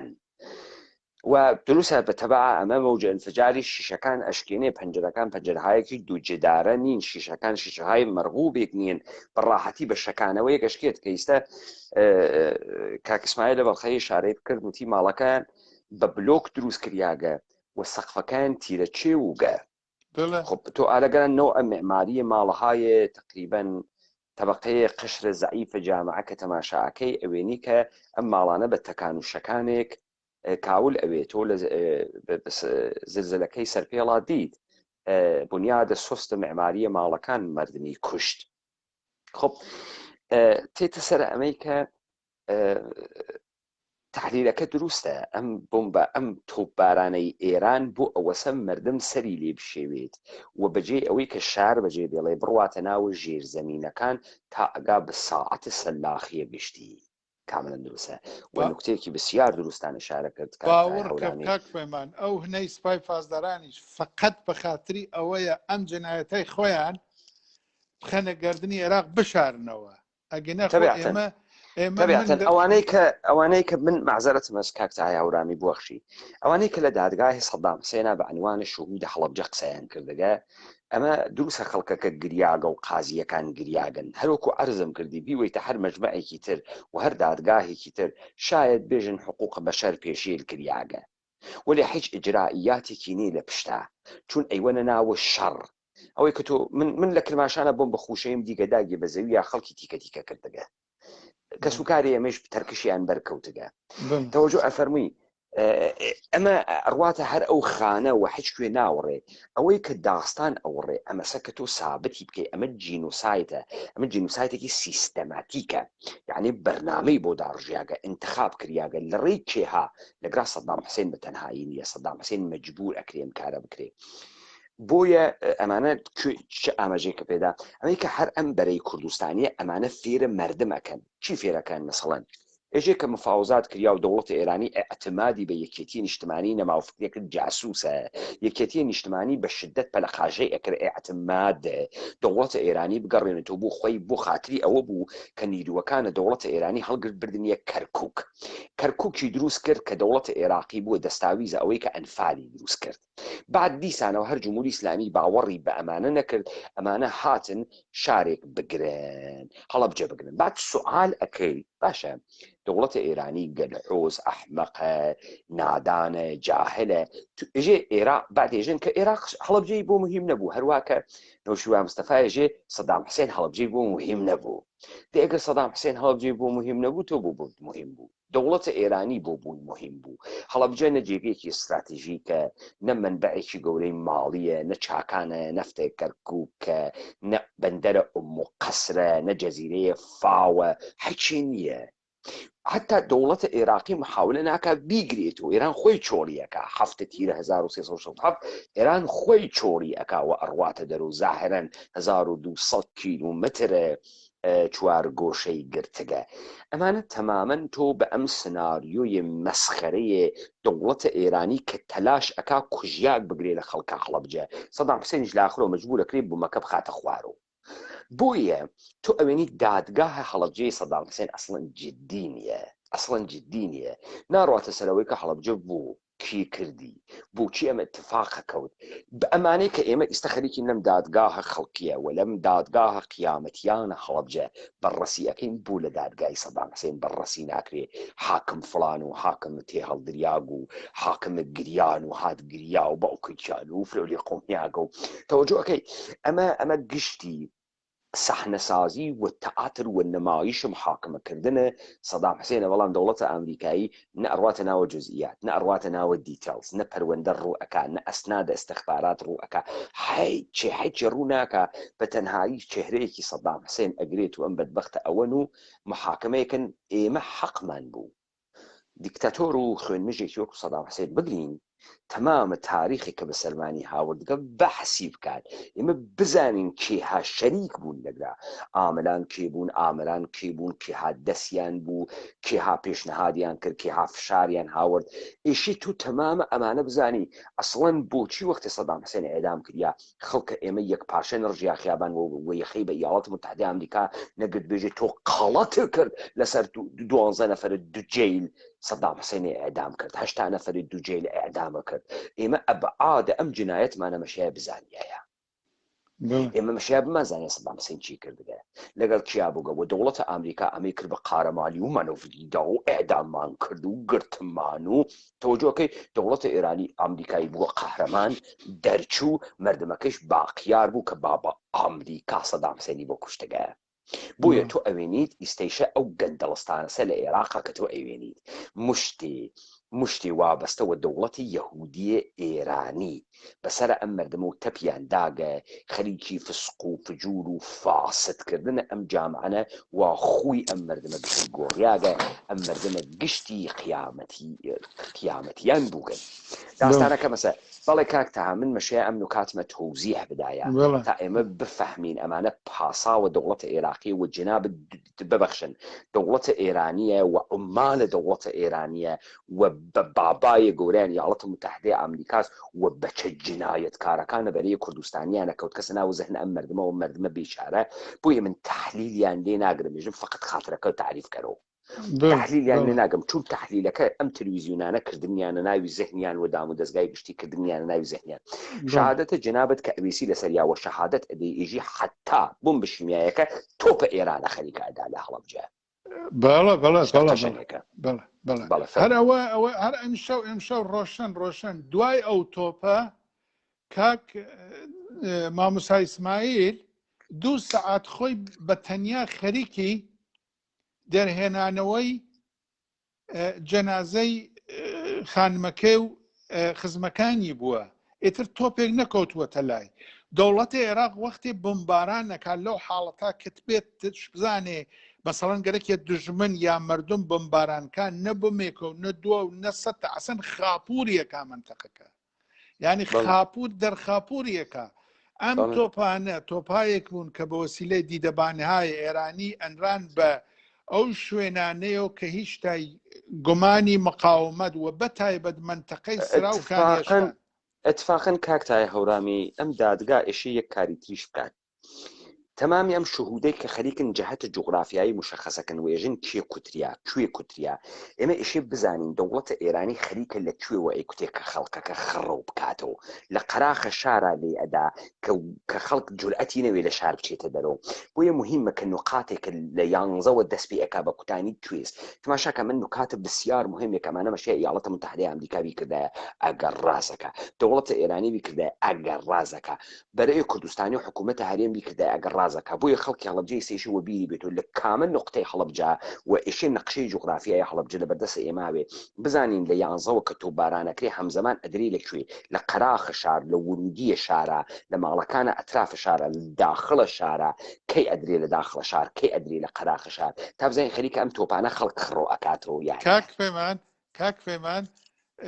مامۆستا بەختیاری لە شەهادەتی پێشوویە باسی ئەوەی کە چوونتە سەر زەڵم و گەڕاونەتەوە کە تۆپخانەی عێراق مدام خەریکی جادەکان بووە و ڕۆژی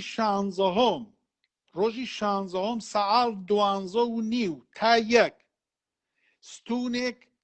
لە تەپەکوڕەوە و سیروانەوە تێت بەرەو هەڵەبجە ئەچێتە عەبابەیلێ ئەم ستونە نقطە بە نقطەی جادەکە تا ئەچێتە عەبابەیلێ وا لەژێر ڕێڵەی تۆپخانەی ئێرانە ئەمە بگەرەکمە هەر دیسان ئیسپاتی کەم بۆمبارانێک کە ماڵی مامۆستا ئیسماعیلی بەرکەوتووە سەعات 12ەیە حتا سەعات 1:30 کە نیروەکە گاتە ئەنە باز هەم لەوێ هەڵەبجە وا لەژێر تۆپخانەی ئێرانە نەک عێراق ئەمە خۆ هەموو هەڵەبجە ئەو مردمەی کە لە دەشتەکا بوون بینیویانە یعنی یەک نیروی هەوایی عێراق نەهاتووە مەسەڵەن ئەو مردمە کە 50-40,000 نەفەر تاها ئەم قسە فەرمایشێکەکەی دکتۆر ئیسماعیل فەرمایشی کرد کە ناپاڵم دەریا لێمان خەڵکی ئێمە هەر ئێژەی ناپاڵم کاکە من ئینفجارە بۆم بە ناپاڵمتان پێ نیشان ئەدەم ئێوە ئێدامە بدەن تا من ئینفجارێکی بۆم بە ناپاڵم نیشانە خەڵکی بدەم تا بزانن بۆم بە ناپاڵم چییە هیچ کە بەحسە ئاگرسوزیە شەدید ناکە بۆم بە ناپاڵم ئاگرسوزیە شەدیدە ئاگرگرتنە شەدیدە وەلی خب معلوماتە مردمە لێ قومیاک مردمێک لێ و دووە ئەمانە هەر تکرارەکەنەوە بۆ هەیەکەنە ناوی زەهنی دقیق نییە چون کاورە کاریشی نظامی نییە چون ئەوەسڵحی نظامی نەزانین کاک پەیمان من جاتێ ئەطلاعت مامۆستا ئیسماعیل خۆی ئەفەرمێ ماڵەکەی ئێمە خانوو دار و پردوو بووە قڕاوی بۆ ئیجا بزانە چەند زەعیفە هەر لەوم هەڵەبجا تۆپ داویەتی لە خانووی کە خۆیان پێ ئەڵێن مسەلح تۆپی ئێران ساڵێک پێش لە جەرەیانی هەڵەبجا وەسایلی ئێمە لەو ماڵا بووە تیکەی دەرنەچووە یعنی خانوە مسەلەحەکەی خاپور کردووە هیچ لەناو ماڵەکەی چا هیچێک دەرنەچووە. بەڵێ منزورم وەسە بەرحاڵ بم ئینفجارێک کە لە لای کەسێکا کە جەنگی نظامی نەکردووە یا ژن و مناڵە وەختێ ڕوئەدا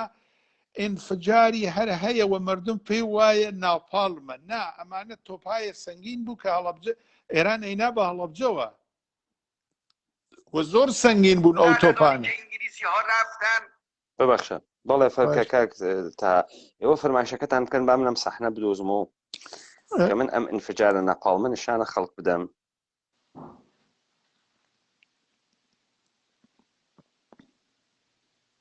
فەرمون کاک تا ئێوە قسەتان من باسی ئەوە مەکرد کە بالاخەرە تا سعات 3 کە ئەوە 100% هیچ شتای نیروی سرا تاکوتراک مقاومە دەکەن ماونەتەوە نیروەکان سەربازەکانی دەڵەمەرکشاونەتەوە بە مل هەڵەبجا بە مل شارە لە ناو شارە نیروی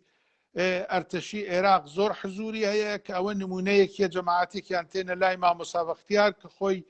بینیونی نیوەڕۆکە هەر بۆیە تۆپخانەی ئێران شەدید ئەو شوێنانەی کە نیروەکانی بەرەی کوردستانی و ئێرانی تیانیە ئەکوتێ بە وەسیلەی بیسیم و تاکیواکیهایەک کە وا بەدەستیانۆ لەگەڵ تۆپخانەکەی ئێران تەماسیان است و بە تایبەت منتەقەی سرا شەدید ئەکوتێ ئێران دوای سعات سێیە کە ئیتر ئەو بۆمبە بەرحاڵ بۆمانەی کە من ناویان ناردێم ناپاڵم کە زۆر ئینفجاریان زۆر قەویە ماڵ ئەلەرێنێتەوە دەست پێەکە و ئیتر خەڵک لە ماڵان دەرئەپەڕن و تێن بەرە و دەشتەکەی عەنەب ئەو خەڵکانەیەک کە لە ناو هەڵەبجا مابوونەوە هیچتای بە وەسیلەی ئەو بمانە کە دوای سعات سێ دەسی پێکرد بەرەو دەشتی عەنەب هاتن ئیتر خۆیان پێ تەحەمل نەیەکرا ئینفجارەکە زۆر شەدید بوو و بۆمبارانەکەی شەدید بوو تاکوتراک نەبوو. بڵێ کاک تا لەم لەختە ئەگەر تەوەجۆ بکەی ئەگرا بۆم بم ناپاڵمی دێدا سەری ئاگرەکەی بکەم بۆ جەنگەڵەکانی ڤێتنامە ئەو بۆمبی ناپاڵمە ئەو ئاگرەت دیوە ئەو ئاگرەت دیوە ئەوەسە بۆمبە ناپاڵم بۆمبە ناپاڵم احتیاجی نییە سوتەمەنی بوێت دار بوێت تا بیسووتێنێ بۆمبە ناپاڵم خۆی ئەسووتێنێت. تەوەجۆتان کرد یعنی من دیسانەوە ئەو ئینفجارەوە بەرزاییە ئەو ئینفجارەوە ئەو ئاگرە نیشانە ئێوە دەم چون بۆمبە ناپاڵم ژلەیەکی واتیا و ئەو ژلە ئاگرەکە تێڵێتەوە و تەواوە قدرەتە ویرانگەریە بۆمبە ناپاڵم وا لە ئەوە کە قەیرە ئینسانیە بەکار هاوردنی یانێ جوزە چەکهای مەمنوع است. دووبارە من دێدەمەوە ئەوە یەکدانە بۆمە بەڵە کاک پەیمان خۆ تەوەجۆەکەی وەختی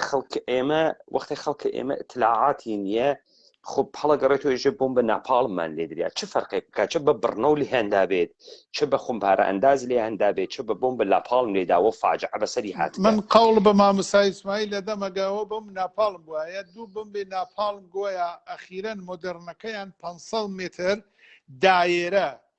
500 متر دایرە تەخریب ئەکا و ئەسووتێنێ کاک پەیمان کە ئەمانە لە جەنگەکەی خەلیجا بۆ ئەرتەشەکەی عێراق بەکار هاتن هەر بۆیە لەوەی 1 ملیۆن نەفەری بە شێوەی مهەندسی کراو بۆمەکانیان زەمینەکەیان تەقسیم کرد بە مل بۆمەکانە بە فاسڵەی هەر 500 متر دایرەیەک بۆمەکانیان داخست و ئەو ئەرتەشەی عێراقیان کە ئیسە تەسویرەکانیان هەست بە وەسیلەی ئەو بمانە نابود کرد بمێکتریشیان هەست گوایە ئێژن ئەوە 250 تا 300 متر دایرە تەخریب ئەکا. منزورم ئەوەیە ئەو بمەی کە دراوە لای پاڵی ماڵی مامۆستا ئیسماعیل هەر مامۆستا ئیسماعیل فەرمایشی کرد ئەکسەرەن ئێژن ناپاڵ هیچ کام لەوانە ناپاڵم نەبوون هیچ کام لەوانە ناپاڵم نەبوون. بڵێ باشوت کاک جەنابەت دیسە سوالەکە فەرمووت سوالم ئەز لەسەر حیزبی دموکرات چی بوو کاک تا ئەوەدانێ بۆ بەرنامەیەکی تر چوون تولانیەوێتەوە من یەک نوکتەی تر بوو پێشلەوەی بڕۆی وتم ئوردوگاکەم و بیربێنەوە با بێژبی شاهدە بە من وتی کەسێ بەحسی ئوردوگای سەرابشینی نەکرد و کەسێ بە منی وت کە ئوردوگاوە لە سەحنا زاهرەن لە ئوردوگای سەراوشینە مردم برسیتێکی فرایان پێدرێت و مردمەکە شۆڕشەکە خەڵکە ئاوارە. نیروهای سوپای پاسداران و ئەرتەشە ئێرانی